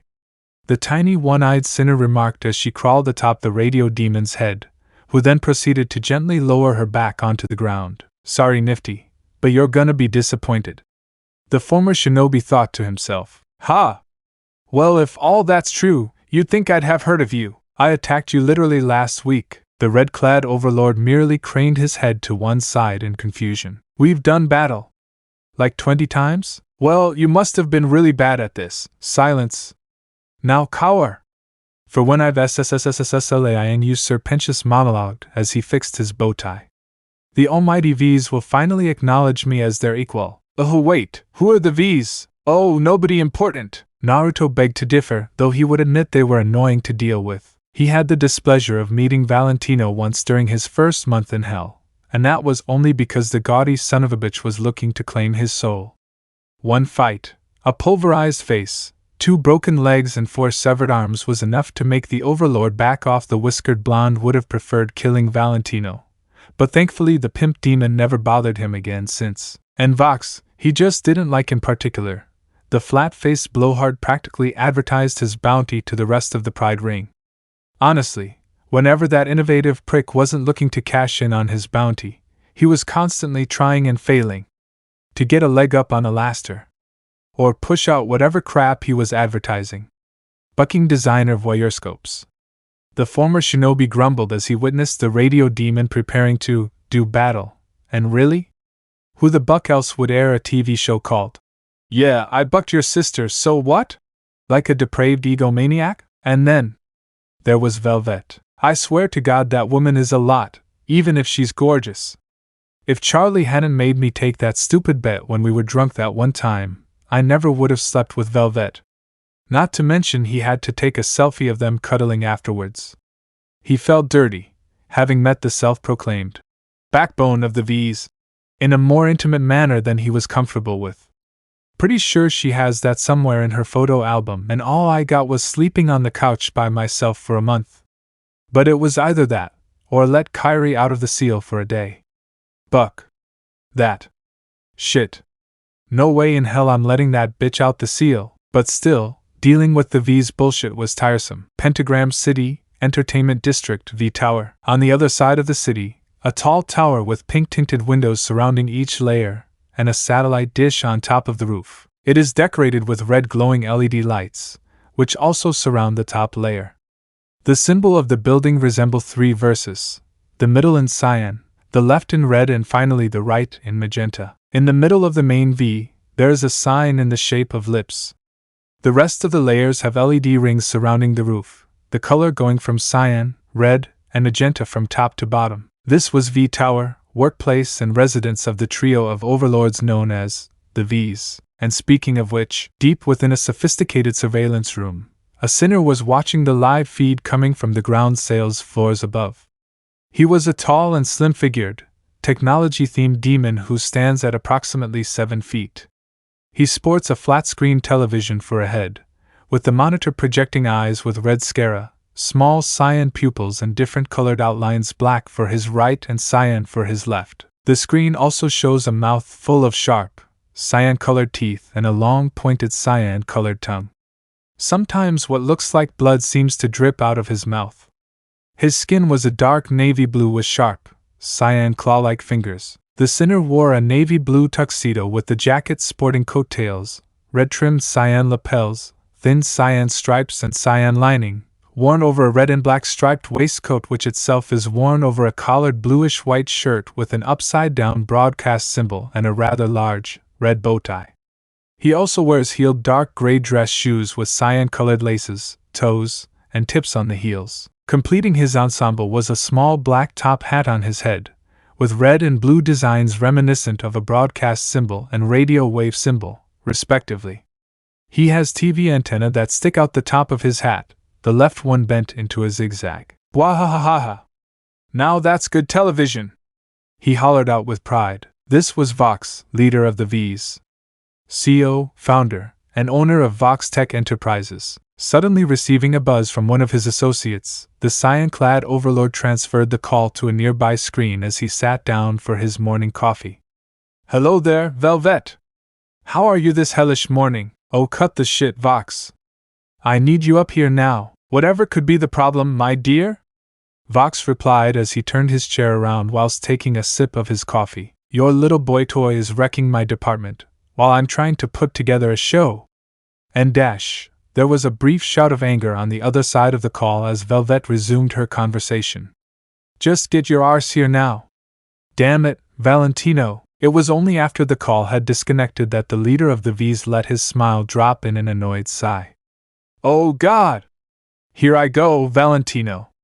Just another bucking day with Val. Honestly, he could do well without his other associates' rather violent temper made him seem like an overgrown man-child throwing around a tantrum. As he stepped onto an elevating platform, Vox could only wonder what had his business partner so aggravated this time. Hey! Buck my life! Reaching the main lobby, he quickly donned his public mask as the man of the people, before walking towards the gathered reporters as they swarmed him, asking their questions. Mr. Vox, what are your thoughts on the new extermination deadline, my dear people? The flat-faced overlord began. We at Vox Tech Enterprises have always been at the forefront of innovation. And now, with this new oncoming threat, we're shifting our focus to your protection. Pausing for effect, Vox then revealed his latest project. We are pleased to announce, Vox Tech Angelic Security is coming soon. Trust us with your safety. As the CEO finished speaking, his left eye gained a black spiral and the pupil became a cyan electric symbol. The various reporters and sinners were soon entranced as though fallen under some sort of hypnosis. Sir? One of his underlings stepped forward with a question. When did we begin working on angelic security? 30 seconds ago. Vox growled in annoyance. Try to get that bitch Carmilla on the books, and cancel all my appointments today. I have a fire to put out upstairs. Ending his orders on that note, he then left for upstairs via a security camera on the ceiling. On another floor of the tower, there was a rather large room adorned with mirrors, fabrics, and sewing machines that was currently in the midst of clean-up after Valentino's rampage. This was the fashion department, hosted by none other than trending overlord herself. Such was Velvet, head of the fashion department, and the self-acclaimed backbone of the V's. Velvet was a slim and rather petite demon with cedar-brown skin, and long curly hair fashioned into a high ponytail. Her hair is colored in a desire red that features the insides colored in a faded dark navy blue, and white swirled streaks on her pigtails and one on her bangs. Her eyes have white irises, red sclera and slit-like pupils, and her makeup consists of burgundy eyeshadow on her eyelids, and black lipstick on her lips with a strip across the center of her mouth. Her clothing consisted of a set of skull earrings, and a sleeveless dark navy blue jacket with burgundy lining and 2 desire hearts on the left side of the fur collar. She wore it over a sleeveless, red mini dress with white lines around the collar, and down the skirt with white spots in between, underneath which she had worn black leggings. For footwear, she wore navy low-heeled shoes with white pom-poms on top. Finally, her arms were adorned in red striped fingerless opera gloves with alternating colors, white for her left glove and black for her right. Currently she was walking towards her underlings, who had a selection of gowns held out in presentation. With a hint of disgust, the fashionista began. "No, unacceptable. You're fired. What is this?" Velvet grabbed a sleeve from one of the gowns and inspected the ends of it. "Wrist ruffles? Is it 1750? Burn it like the witches who wore it." The disgruntled overlord was so frustrated that she almost didn't notice Vox just teleporting into her department. "Ho, Velvet!" he started. "I can see you're busy.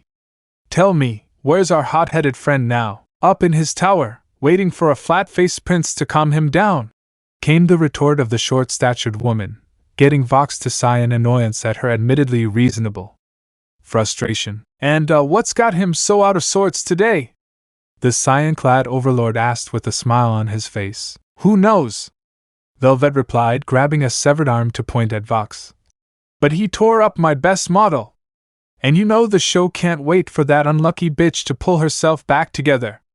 She snarled as she threw away the limb from her grasp before turning to look at one of her other models that volunteered. "Melissa! Get over here!" As the aforementioned sinner stood nervously onto the podium, Velvet utilized her powers to make different dresses adorn her new model one by one. "No, hideous, I want to dye you!" before finally settling on an extravagant dress. "Yes, that's the one. It looks like you have everything under control here." "Of course I do. Buck you!" the fashionista snapped back before dismissing her business partner with a wave. "Now, shoo! Take care of the piss baby." As Vox walked up to Valentino's suite, he couldn't help but notice a particular blend of ruined lingerie that looked somewhat familiar. The media demon then grimaced as he then remembered where he'd seen it before. "Oof, Val got into your private Ninetales stash, didn't he? Go!" Velvet growled as Vox immediately scrambled out the door, not wanting to linger lest he risk his fellow associate's wrath. She was saving that line of lingerie for the next time she'd meet Ninetales. And there will be a next time, damn it! The fashionista thought to herself as she then proceeded to oversee the oncoming production of gowns for her next show.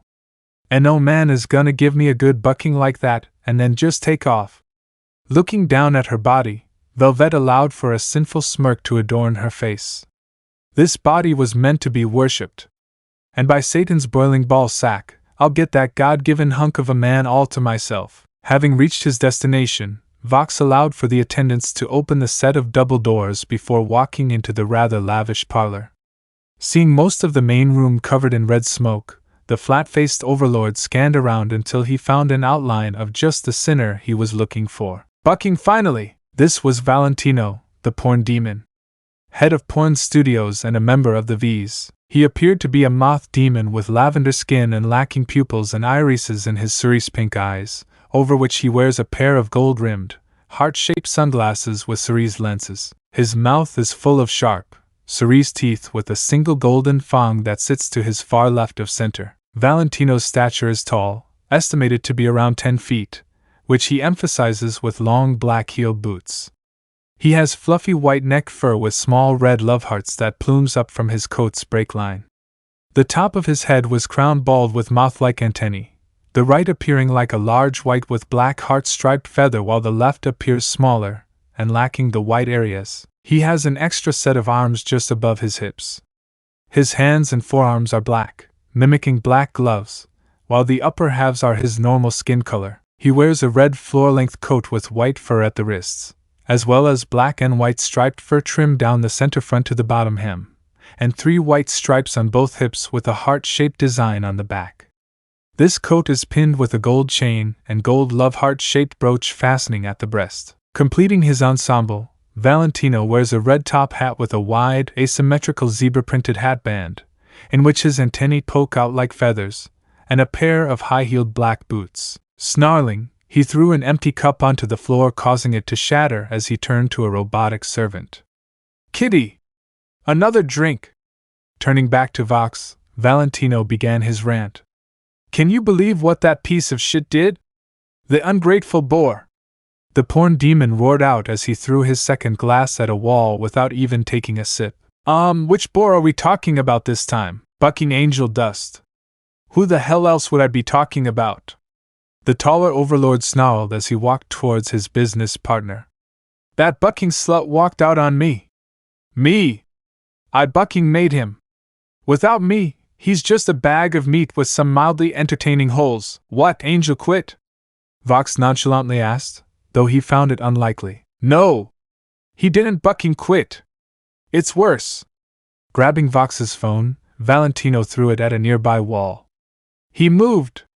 Pacing the floor again, the moth-like sinner kept his monologue going. He thinks he can just walk in here, work, and then work somewhere else. Can you bucking believe that? Stomping over to his wardrobe, the porn overlord finished his retort. He thinks he can just run off and shack up with Lucifer's bimbo daughter. Vox raised an eyebrow in curiosity. Angel is living with Lucifer's daughter now? Yeah. That bitch Chalky or Chandler, I dunno, something mannish like that. She's got this hotel in Dash. Turning to face the media demon with a pair of gaudy-looking guns in his hands, Valentino asked him with a suggestive smile. Which of these makes me look hexier? Alarm bells started going off in the CEO's mind as the very dangerous implications came to light at his associate's words. Hey, what are you doing, Val? He asked before his voice took on a more serious tone. You're not going over there. That slippery twink is going to remember who owns him. The gaudy pimp demon hissed, already imagining the amount of carnage that he'll get to cause. I'm gonna buck everyone in that rancid shithole, I swear to God. Val! Vox grabbed Valentino by the hem of his coat to look him in the eye. God, why do I have to reason with this bucking idiot? Can he see that it's suicide? The TV demon growled inwardly before playing off his anger with a chuckle. Think about it, he reasoned, opting to dumb it down for the other overlord as he walked him towards the windows. Our brand is perfection. Now, what do you think chasing boars around town will do for our image? Buck it up, right? Vox replied, happy to see reason start to enter Valentino's mind. Do you want people thinking you can't control your employees? No! The moth-like sinner fired back, not wanting to be seen as a grubby little bitch. Exactly. And hey! You still have him under contract. He isn't going anywhere. The media mogul explained. So you should? Valentino hesitantly answered his question. Do nothing? Great idea! Vox pulled the taller overlord into a one-armed hug before pinching his cheek. Now that's why they pay you the big bucks, Valentino scoffed angrily, frustrated that there wouldn't be any bloodshed today. Well, I really wanted to shoot someone, he grumbled, rolling his shoulders as a certain phantom pain lingered in the back of his mind. Things haven't been the same for me since, well, you know, the flat-faced overlord hummed in agreement as he understood the man's plight. Lighting his cigar with a spark from his finger, Vox walked away to a nearby desktop. Well, let me call up the lowest earners this month, he offered, knowing it would lift the tall-statured pimp's spirits. Ah, you know me too well. The porn demon cooed as he took a huff. Letting out a bale of red smoke, he looked over his shoulder as a thought had just occurred to him now that he'd calmed down. You know, Angel isn't the only one spending time at this ratty hotel with the Devil's Princessa. Oh, who else is there? Vox asked. Someone who owes you money. Laughing, Valentino answered his associate. Someone who owes us much more than money, he teased, knowing his next words would be enough to get under the CEO's skin. The radio demon is there. Vox glitched in a brief moment of shock as he clawed a deep gash into the desk. What did you just say? You heard me. Alastair, he began while stalking his way towards the moth-like sinner. Came back. And is living with Lucifer's daughter. His tone of voice then started to change into a roar of anger as he once more grabbed the other man. And that wasn't the first bucking thing you told me? Hey, killing Alastair is your kink. The gaudy overlord teased as he uploaded a live feed onto one of the many computer screens for Vox to glare at. Sure enough, He could see the glitched yet unmistakable form of the one and only radio demon utilizing gigantic shadowy tentacles to lay waste to serpentitious worship. Standing beside the red-clad overlord were Angel Dust, the Princess Charlotte, and an orange fox. The CEO of Voxtech could see everything from the well-hidden voyeurscope hovering above the hotel. Unfortunately, his growing anger was starting to crease pressure into the suite and causing the lights in the tower to flicker that Velvet had to come in and see for herself. "Oi, Vox!" she hollered, agitated at the amount of killing intent her associate was pumping out. "Could you turn that shit down? Some of those useless underlings of mine are starting to drop dead on the spot. How the buck am I supposed to get this show done dash?" It was then that she finally saw what was angering the media mogul. "Oh shit! Isn't that the bloke that nearly kicked your ass that one time? Buck you, just saying, things have changed a lot since he left town," Vox declared with a smile. "That's for sure," Valentino quipped. Eagerly, Vox marched off to his surveillance room full of intent. "I've got to send a message of who's really in charge of things now." Valentino chuckled at seeing his friend walking out for a smear campaign until he realized who that left him with. Nervously, he turned around to see none other than Velvet's irritated expression. "Oh, Buck, I broke into your private stash, didn't I? No, you were as delicate as a feather. What the buck deal you think?" The short-stacked fashionista roared. "Do you know how long it took me to get those pieces bucking perfect? Months of hard work that your little temper tantrum just tore down to pieces." Jumping up, Velvet grabbed a hold of Valentino's neck as she proceeded to strangle the taller overlord. "You owe me for this, Valentino, gah!" The porn demon was eventually able to free himself from his female associate's vengeful grip. Gulping a deep breath of fresh air, he turned to look at her. "Shit! Damn it, Vel, I'm sorry! Look, I promise I'll pay for the next 3 fashion shows to make up for it free of charge. 20, 3, 30, 5, 50, 10. Wait, no, deal, Buck!" Valentino didn't like to be cheated out of his own money, but in this case he really owed Velvet. "Speaking of, are you seriously trying to get his attention? Don't get me wrong, baby doll, but I still think you're wasting your time. Chasing nine tails isn't worth it, ha!" The small-statured overlord laughed off. "This coming from the most sexually depraved sinner in hell? Now I've heard anything. Listen to me, sweet cheeks." The moth-like sinner threw his arms up in the air as he sat back down on his love seat. "This isn't your run-of-the-mill sinner we're talking about. This is the same guy who massacred 200 exorcists in the first day he was here."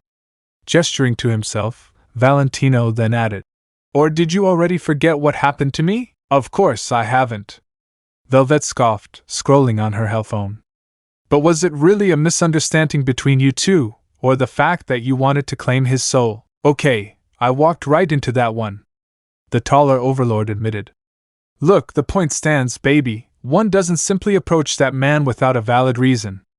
Taking a drag from his cigarette, Valentino continued, "If you try to get that close to Ninetales with any hidden agenda, he'll sniff you out and cut you down in a second. Understand? Oh, please! It's not the first time I've stared down danger, Valentino," the fashionista assured, right before Vox came dancing back into the parlor. "Hell's been better since he split. Where's he been? Who gives a shit? Salutations!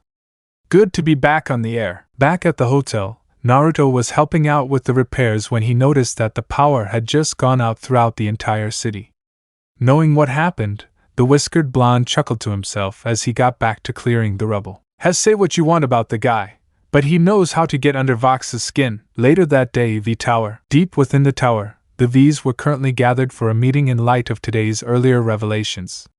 It was a rather large conference room surrounded by a large fish tank, of which a pair of demonic sharks with cybernetic implants were swimming within. "We have a problem." Vox started off from his spot at the head of the table. Velvet and Valentino were seated on either side of him tending to their own business, even as he spoke. "Alastair is getting close to little Princess Morningstar, so our main concern now is ensuring that no deal is ever struck with Lucifer's brat," the CEO emphasized by slamming his fist on the table. "And that smiling freak. Well, how exactly are we supposed to stop it?" Velvet asked with a rather bored tone. She understood the need to keep their image, but Vox's rather one-sided rivalry with the radio demon was a tad bit obsessive. Valentino, on the other hand, was rather nonchalant about it. Put something inside them, the pimp demon remarked with a smile. That's how I get the bitches to behave. Thinking it over, Vox found himself agreeing with his associate's offhanded suggestion. Well, maybe someone on the inside isn't such a bad idea. He mused out loud before turning to the moth-like sinner. "D'you think Angel would?" Sigh. "That lanky prick won't even return my calls." Feeling irritated, the TV demon got up from his seat and walked around the table. "We need someone who little Miss Bleeding Heart would take in." Velvet pondered for a moment before pointing out the details. "Someone pathetic, desperate with no direct ties to us. I employ every down-on-their-luck loser on this side of hell," Valentino commented. "Who the buck is left? I think I have just the one," Vox stated, turning around with a smile on his face. "That's great, Vox." "Really?" The porn demon waved his hand dismissively. "So we can send him right the buck over, while we deal with our other problem, The diminutive fashionista looked up from her phone, a look of intrigue on her face. "What sort of problem?" Sighing, Valentino rubbed his temples as he carefully thought his words through. "Look, this is all just rumors, but," he began. "From what I overheard, some of my boars saw the little princessa at the embassy with a pet fox beside her. Looked exactly like the one at the hotel from our drone feed. And this is important how, exactly?" Vox asked, rather annoyed. "Oh ho, it's important, all right. Because the last time I saw one of those foxes, my ass was getting handed to me on a bucking platter." That had gotten their attention, Vox even more so. "Are you saying that there's a possible chance that little Miss Sunshine and Rainbows is in some way connected to him?" "Well, it's possible," Velvet implied as she brought up the drone footage of the hotel from earlier before zooming in on the disguised fox. "I'm not just a designer, Vox, I also do my research.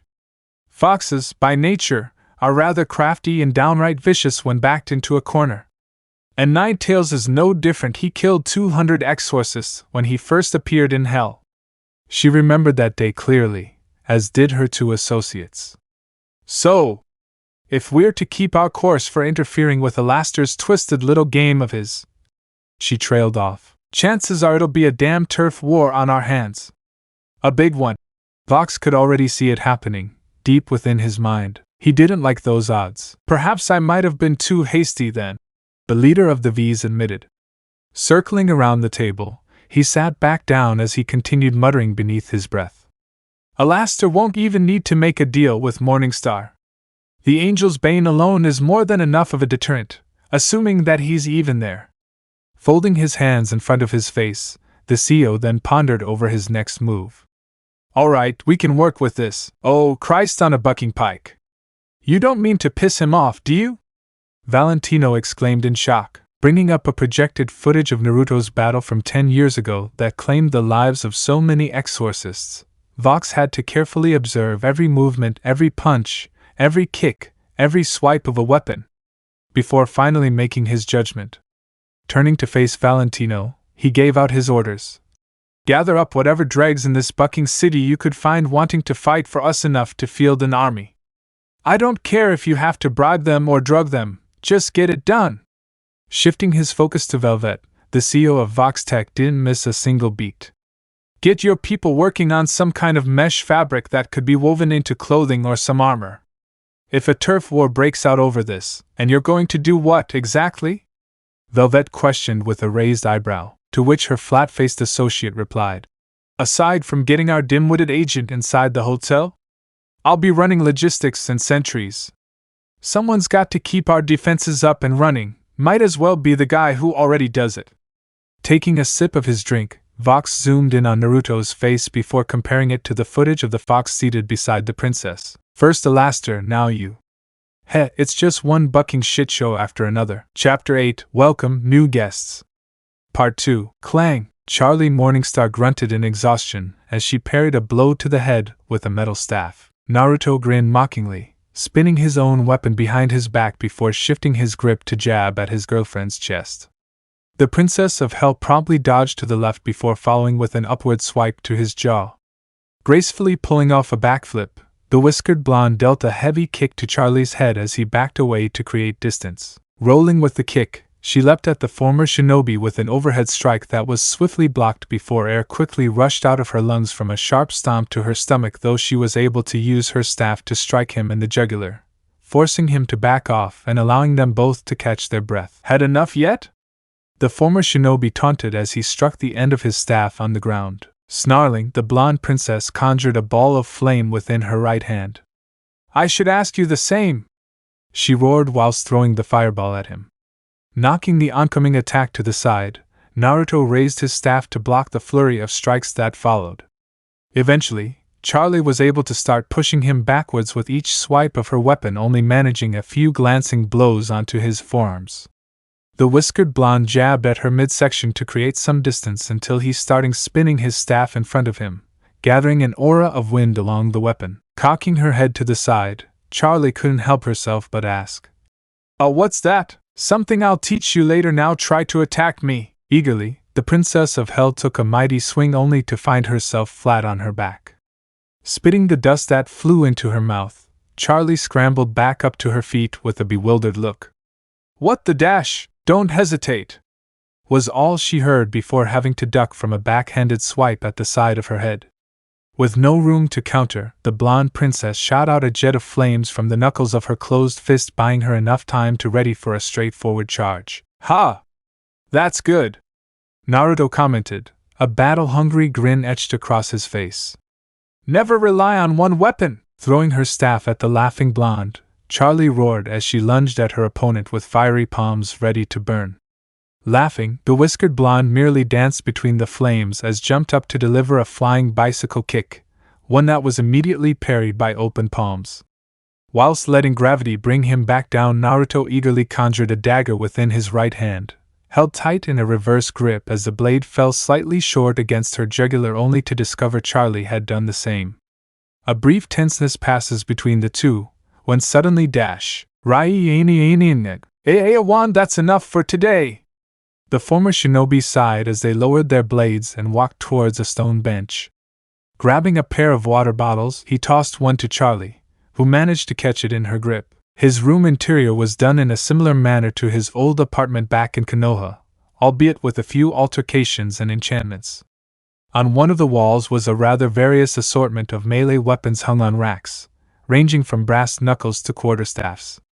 There was a simple wooden desk by the second wall with stacks of chakra scrolls and books on senjutsu, fuinjutsu, runes and meditation. Alongside was a dorm-size fridge and tall cupboard for food and drink. His bed lay against the third and final wall, just in front of the large dorm window. But there was no fourth wall. Instead, Naruto utilized all his studies of fuinjutsu, runes, and the demonic arcane to create something truly extraordinary. A massive outdoor training field similar to Konoha's training grounds. Grassy plains, a vast forest in the distance, and a large lake just nearby. "Damn it!" The normally bubbly princess groaned between her teeth before proceeding to down the drink with gusto. "I was so sure I had you that time." Tiny beads of water escaped the corners of her lips and trickled down her neck, soon trailing fine teasing lines over the top of her full breasts. Sweat glistened the surface of her toned stomach under daylight, highlighting the faint swell of her abs. "You're improving, Charlie," Naruto stated with a wide grin, briefly gazing at her form. "When you first started, you would have hesitated in pulling that knife on me. Though it also didn't help that you were trying to train in a suit. Nice of you to convince me to wear workout clothes beforehand," said the princess as she stretched out her limbs. Clad in only a black sports bra and a pair of hot pants, she smirked when she caught her boyfriend staring at her. "You know, you could convince me to take them off," Charlie cooed with a sway of her hips, walking over to poke Naruto's bare chest. "Hey, I'm not falling for that again," the whiskered blonde retorted with a deadpan expression. "Last time, it took damn near forever for those hickeys to fade away, and I was walking with a very hefty limp all morning." Placing one of her hands on his chest and the other beneath his chin, Charlie kissed his cheek as she walked by. "I say it was well worth it." Smack. "Oh!" The Princess of Hell jumped in shock as she held onto her rear, still stinging briefly from the slap. "And I say you better behave yourself," Naruto quipped before heading for the showers, completely missing the look on his girlfriend's face. Now let's go get ready for lunch with the others.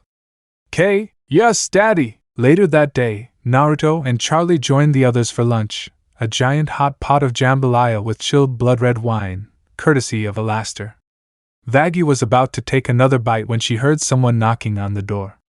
I'll get it! The former exorcist called out as she got up out of her seat at the table. Raising an eyebrow, Naruto shrugged his shoulders and turned to eat his lunch in peace. Why, hello, my dear Dash. You, sigh. Can't I catch a break already? Naruto lowly growled as he shifted into his foxy form to see what kind of commotion was at the door. Only to feel his eyelids twitch at the sight of Penchus cowering on his back whilst held at spear point. Why wait, I come in peace. Really? The disguised sinner thought with a drawl, almost eager to see where the serpentine inventor was going with this. I wouldn't have bucking noticed. Vaggie, what's the problem? Charlie poked her head out the doorway until she saw Penchus. Oh. Hello again. She cheerfully greeted with a smile on her face. I didn't come looking for a fight, Sir Penchus claimed as he got up from the ground. I heard that you're helping people. People who want to be better, gasp. You heard right. The Princess of Hell chirped as she rushed over to guide the newcomer inside. Welcome to our home of healing. Our resort of restoration. Our Dash, are you bucking nuts? Angel exclaimed with a bewildered look. This chump was trying to kill us like literally 6 hours ago. And now you want to bring him in here to live with us? Absolutely, came the immediate reply. This place is about second chances. And who deserves one more than this slithery, slippery, special little man? Aren't you supposed to protect this place? The famous porn star asked Vaggie, who was about to make a remark until Charlie showered her with puppy dog eyes. I guess he's not much of a threat without the war machine. A pause then. Or even with the war machine. Penchus briefly looked dejected before finding himself wrapped tightly in a hug. Ah, thank you. The blonde princess squealed with joy. Sir Penchus, welcome to the Hazbin Hotel. As he watched the ongoing procession play out from his spot in the hallway, Naruto shook his head in amusement. Charlie, don't ever change even if Penchus is a spy. I could practically smell that Vox-Tech wrist communicator from a mile away. Ring! Ring! The disguised sinner's fox-like ears perked up as he heard the doorbell ring. Huh! Another one? Turning back towards the door, Naruto used his tail to turn the knob and open where it was revealed to be a rather ornate dagger made of kaleidoscopic jewels. Naruto blinked once, twice, 3 times now. Well, shit. And with that retort, the former shinobi retreated back into the hotel, though not before taking said dagger with his tail. Okay, so over there's the bar, the main lounge, and the new wall after you broke the last one. Charlie gleefully was in the midst of showing Penchus around the hotel. Oh. And this Dash, babe, you don't have to show him every detail. Vaggie pointed out. Sorry, the princess replied with a sheepish grin. I'm just so excited to have our first real guest. Suddenly realizing how she sounded, Charlie quickly added. I mean, since Angel joined us months ago. Sorry, Angel. We're good. The porn star nonchalantly waved off. Besides, I already know what you meant, babyface. With a sigh of relief, the bubbly blonde continued the tour, but she did feel a hint of sadness coming from the spider-like sinner. Opting to make a mental note to address the issue later, Charlie spotted a certain cycloptic maid playing with her cat. Oh, and this is our maid, Nifty. Looking up, Nifty saw that Penchus had arrived as a new guest. Gasp! The bad boy is back! She exclaimed before climbing up the serpentine sinner's chest. Don't ever leave me again. We're about 80% sure that she's harmless. And over here we have Alastair! Nearly walking into the red-clad overlord, Charlie swiftly made the introductions. He's our gracious facility manager. You've met our newest guest, Sir Penchus. Ah, yes. You're the one who ruined my coat. The radio demon quipped before his voice took a more sinister tone. I definitely remember you now, right? The Princess of Hell carefully diffused before an idea came to her. Well, looks like this is a great time for your first lesson, how to apologize. Standing to the side, she cleared her throat before going on to explain. The first step to becoming a better person is to admit when you are wrong. Why don't you give it a try? Nervously, Pentious gulped before commencing his apology. Yes, Mr. Radio Demon, sir. He started. Please forgive me for attacking you and ruining your very lovely coat. Here.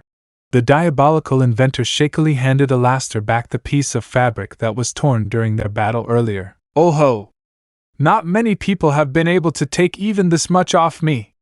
It must have meant quite a lot to you. To which the Crimson Overlord combusted the torn fabric between his fingers with a small green flame. Naruto fought back the urge to chuckle in amusement. The fact that Alastor even bothered to establish his dominance over something so benign. Then again, best not to figure out the minds of the insane, he thought as he stalked his way to the bar. I swear, overlords can be the most petty motherbuckers in all of hell. Speaking of petty motherbuckers, I wonder how Blitz is doing? Last I heard, he'd finally got his new company up and running. I think? Caused some kind of scene at Ozzy's, too. Maybe check in later, I guess. Suddenly remembering the dagger in his tail, the former shinobi made sure to hide it from the others as he made his way towards his private room. The fox took the dagger, ma'am. Good. That should provide enough incentive to seek out an audience. You may return, Blade. Copy that. Later that night, the whiskered sinner, now having shed his vulpine disguise within the safety and comfort of his dorm, was currently sitting atop his king-sized bed, examining the ornate dagger within his hands. But at the very edge of where hardwood floor met grassy plains, was a small obsidian podium with various kanji and demonic lettering on its surface. Walking up to it, the former shinobi merely waved his right hand over the podium before holograms of orange symbols and circles began appearing around him. No matter how many times I do this, the whiskered blonde sinner muttered to himself as he placed his palm on a symmetrical magic circle hologram before twisting it clockwise. It never bucking gets old. Then his surroundings became warped. Blurry lights began to distort until turning blinding white, then back to normal. Where there was once a vast training field, now stood a vast chamber with various equipment, a blend of military, scientific and magical in nature. There were 3 large science tables separated equally in the middle with numerous lab equipment on top, and a massive fireplace with 3 to 4 cauldrons within. A glass door leading to a vast garden was seen at one end of the chamber, through which a massive tree trunk could be seen amongst other, much smaller plants. Making his way to a small round table made of stone, the whiskered blonde set the dagger atop its surface. Glowing orange runes and seals lettered the tabletop before the dagger was seemingly held aloft in midair in a swirl of orange magic. Waving his hand, multiple orange kanji came into being in front of the dagger before the weapon seemed to glow. Gaining his attention, Naruto used his learned demonic magic to conjure a scroll and ink brush and wrote down his findings. Save that bit for later, he mumbled to himself. What's with the dagger? Blinking, the former shinobi turned to find Charlie standing there in her red silk button-up pajamas, seemingly accentuating her curves and highlighting her well-endowed cleavage. With her hair flowing freely behind her, the princess of hell looked like the very spitting image of her mother, and Naruto had seen pictures of Queen Lilith. Huh! This thing? He motioned to the dagger for her to see. Just a little something I found on our doorstep. Real nice magic core, though. Taking a closer look, the bubbly princess scrutinized the floating weapon floating before her. Looks kind of like angelic steel, Charlie muttered to herself before turning to her boyfriend. Didn't you find something similar during? Yeah, the siege of the Vanity Isles 9 years ago. Sev hired me for the job, remember? The whiskered blonde replied as they walked over to his trophy room. A large corridor splayed outwards on the furthest side of the room, revealing numerous torn banners and spoils of war. More specifically, they walked to a podium, looking upon a broken, bronze horn mask that seemed to imitate the face of a harpy. On the floor in front of it was a rather crude yet effective warhammer made of angelic steel. His girlfriend quipped back in amusement with a raised eyebrow and a smirk. Who do you think suggested the idea? Naruto chuckled as he hugged her close from behind, remembering the details of that event. 9 years ago, there was a violent uprising within the Endy Ring. 900,000 crustacean and fish-like hellborn had risen up to overthrow Leviathan, to which the Sin herself had viewed as a mere drop compared to the billions she commanded within her domain. Not wanting to bother with something so trivial, she had charged the Von Eldritch family to deal with the matter as they saw fit. The family heads were at the time deciding on how to best approach the situation when their son and heir, Leviathan, had suggested something completely out of the blue, hiring a sinner to do the job for them. That was how Naruto came to find himself amidst the Vanity Isles. That was how he came to find himself waging a one-man siege against hundreds of thousands of rebellious sea demons. That was how he came to find himself cementing a new legacy, one born of war and blood. I'll never forget the look on Leviathan's faces when she heard what happened, Naruto recalled as they kept walking. Think that was the only time both her heads agreed on something. True, Charlie agreed before looking up at the trophy of a massive pale white Balrog head with long white hair and large black horns in the shape of an omega symbol, noting the smoky black eyelids and sockets. Below it hung a tattered yellow war banner with a blood-red sigil, that of a horned grinning skull within a fiery circle. On the wall beneath it was the 12-foot broken head of a great axe made of angelic steel with demonic runes carved onto its surface. And this one? She asked innocently, whilst discreetly letting the supple cheeks of her silk-clad rear brush up against his groin. Naruto had to bite down a predatory growl before focusing again. Oh yeah, the White Immortan of the Vengeful Plains. Satan put out a contract for his head years ago cause he was causing too much chaos in the Wrath Ring. Allowing his girlfriend to walk away so that they could get a better look, he continued. Can you believe the fiery bucker actually had an army of imps, kobolds, and helldrakes numbering close to 1,000,000 just beneath the Sin's nose? He must have heard about me through Leviathan from what I did a year earlier, all but demanded that I kill the self-entitled prick that dared to break the law. His words, not mine. The White Immortan styled himself as a god of wrath, the heir of Satan, no less. In the end, he was no better than a power-hungry monster. A solemn look was etched upon the former shinobi's face as he could distinctly remember hearing the countless screams of mercy and terror. I showed him what a real monster looked like. Naruto, the princess of hell, often hated the fact that her boyfriend had to become something that he didn't like, in spite of how good he was at his job. He often told her that it felt like a little piece of him was dying inside. The more he fights, the more he craves to a peace-loving man like Naruto. This was a curse. Charlie, please. The whiskered blonde turned to her with a soft, reassuring smile. I've already made my peace with it, you know. We still need funding to keep this place looking good. And hey, he spread his arms to the side. It's nice to get out and stretch my fighting legs, every now and then. Better than having the pelvis crush it again, that's for sure. What was that? Gulping, the former shinobi forced himself to meet his girlfriend's gaze, one that seemed to bore straight into his soul. And nothing. I didn't say anything. The blonde princess didn't let up her pointed look until she was satisfied, to which she instead gave out a small sigh. You're always like this, she muttered with a pained groan.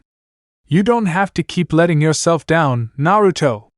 Every time redemption comes up, you always say that you don't want to be redeemed. Charlie, listen.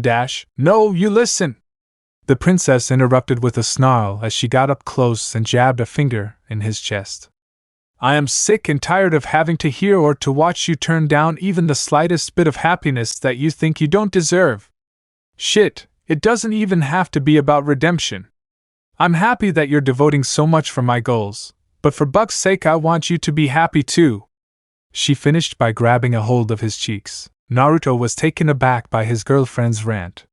There were very few times that he'd seen Charlie angry, really angry in the 10 years that he'd known her. 3 times, in fact. Once was when he and Vaggie had been introduced to the hotel. Another was when a training accident resulted in the emergence of Kairi. And now this. Fuck, do I really give off that impression? The former shinobi tried not to groan out loud.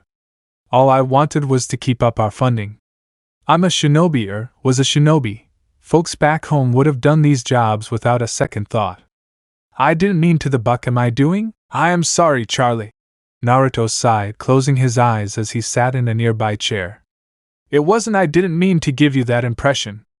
It's God, I don't even think you'd understand. Just tell me what's wrong, Naruto. The whiskered blonde let out a shaky breath as he readied himself.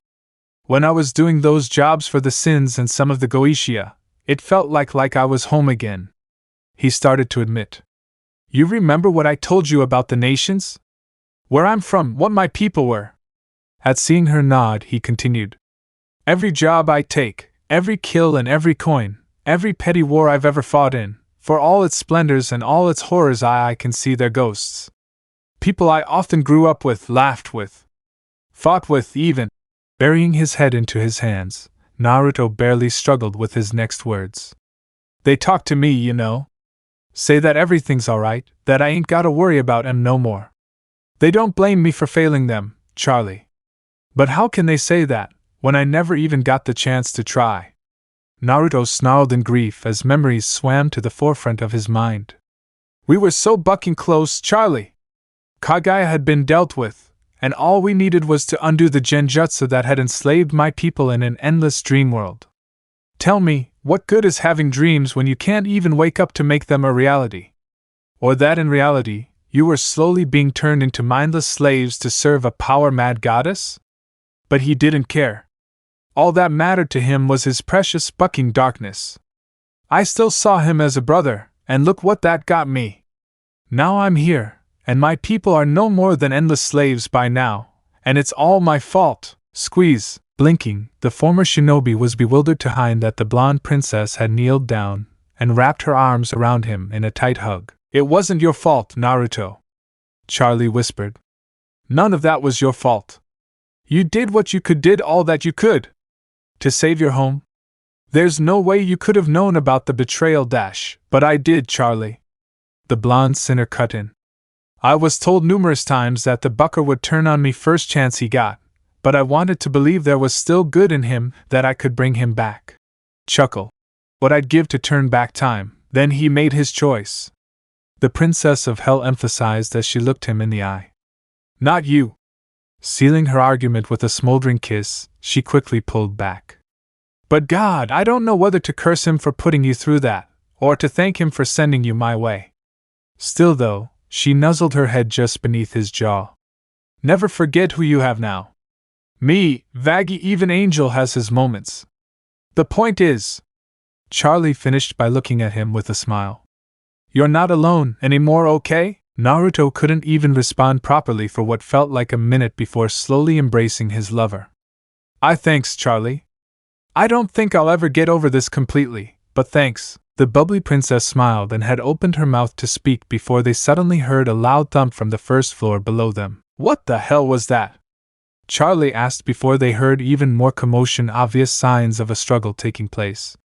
Come on! As the whiskered blonde shifted into his four-legged disguise, the pair soon made their way to one of the main public rooms where they soon found Angel Dust and Sir Pentious in the midst of a brawl. It wasn't long before Vaggie, Husk, and Nifty had joined them to see what the commotion was about. What's going on? The Princess of Hell asked, unsure of what to make of it all. This little bitch is a traitor! The famous porn star angrily exclaimed. Well, that much is bucking obvious, Sherlock. What was your first clue? The disguised sinner thought to himself. Preposterous! Pentious denied almost instinctively as he went to hug Charlie and Vaggie. I would never betray you! You are my best friends! Naruto was growing irritated at this poor facade when Angel moved to a nearby shelf. Then explain this! The spider-like sinner demanded as he moved some books aside to reveal a recording camera with a very familiar logo. Is that a stripped-down voyeurscope? He did blink, however, when he saw Pentious begin to panic as he fumbled with a wristwatch communicator. Abort! Abort! SOS! Agent Pentious in need of immediate evacuation. The wristwatch hummed to life then. Pentious? Wait, you were caught? It hasn't even been a day. Vox's voice could be heard laughing in disbelief. Please, you've got to get me out of here. I can't believe we thought you could handle even something this simple. The tech overlord continued to mock. Do us a favor. If they don't kill you, go ahead and do it yourself, you miserable failure. On the other end of the call, Vox found himself snarling at the fact Pentious had somehow disappeared from his sight only to freeze at the visage that now took place. I don't think so. Gulping in silence, The TV demon was quick to compose himself like the overlord he was. Ninetales. What a pleasant surprise, he proclaimed with a smile. So it would seem, Naruto muttered beneath a sarcastic smirk, finding it revolting as to how the tech mogul was so quick to kiss up to his better nature. How've you been lately? It's been, nearly 10 years. We must catch up perhaps at the tower? I know Velvet's been eager to see you again. Oh ho ho, Christ on a stick really, Vox? Really? Does you want me to turn your pretty little tower into bucking ashes? Are the almighty V's that desperate to start a bucking war? Ha, that's what I get for assuming you'd stop when I all but butchered your associate. And after all the trouble I went through to stay out of sight, out of mind. But then again, I have been bored lately, and now. Let's not be hasty, Dash. That would imply the notion of you actually being worth my time, Vox. The former shinobi sharply snarled. But I'm feeling rather merciful today. Consider this your strike one. Crush. Naruto didn't mind as the tiny components crumbled to dust in his hand. Looking back, he allowed himself to smile as he bore witness to Charlie's singing working its magic once again and cheering Penchus up. Though his mood had soured as they made their way to their respective rooms for the night. I've been laying low for too long in the city, the former shinobi thought to himself as he locked the door behind him.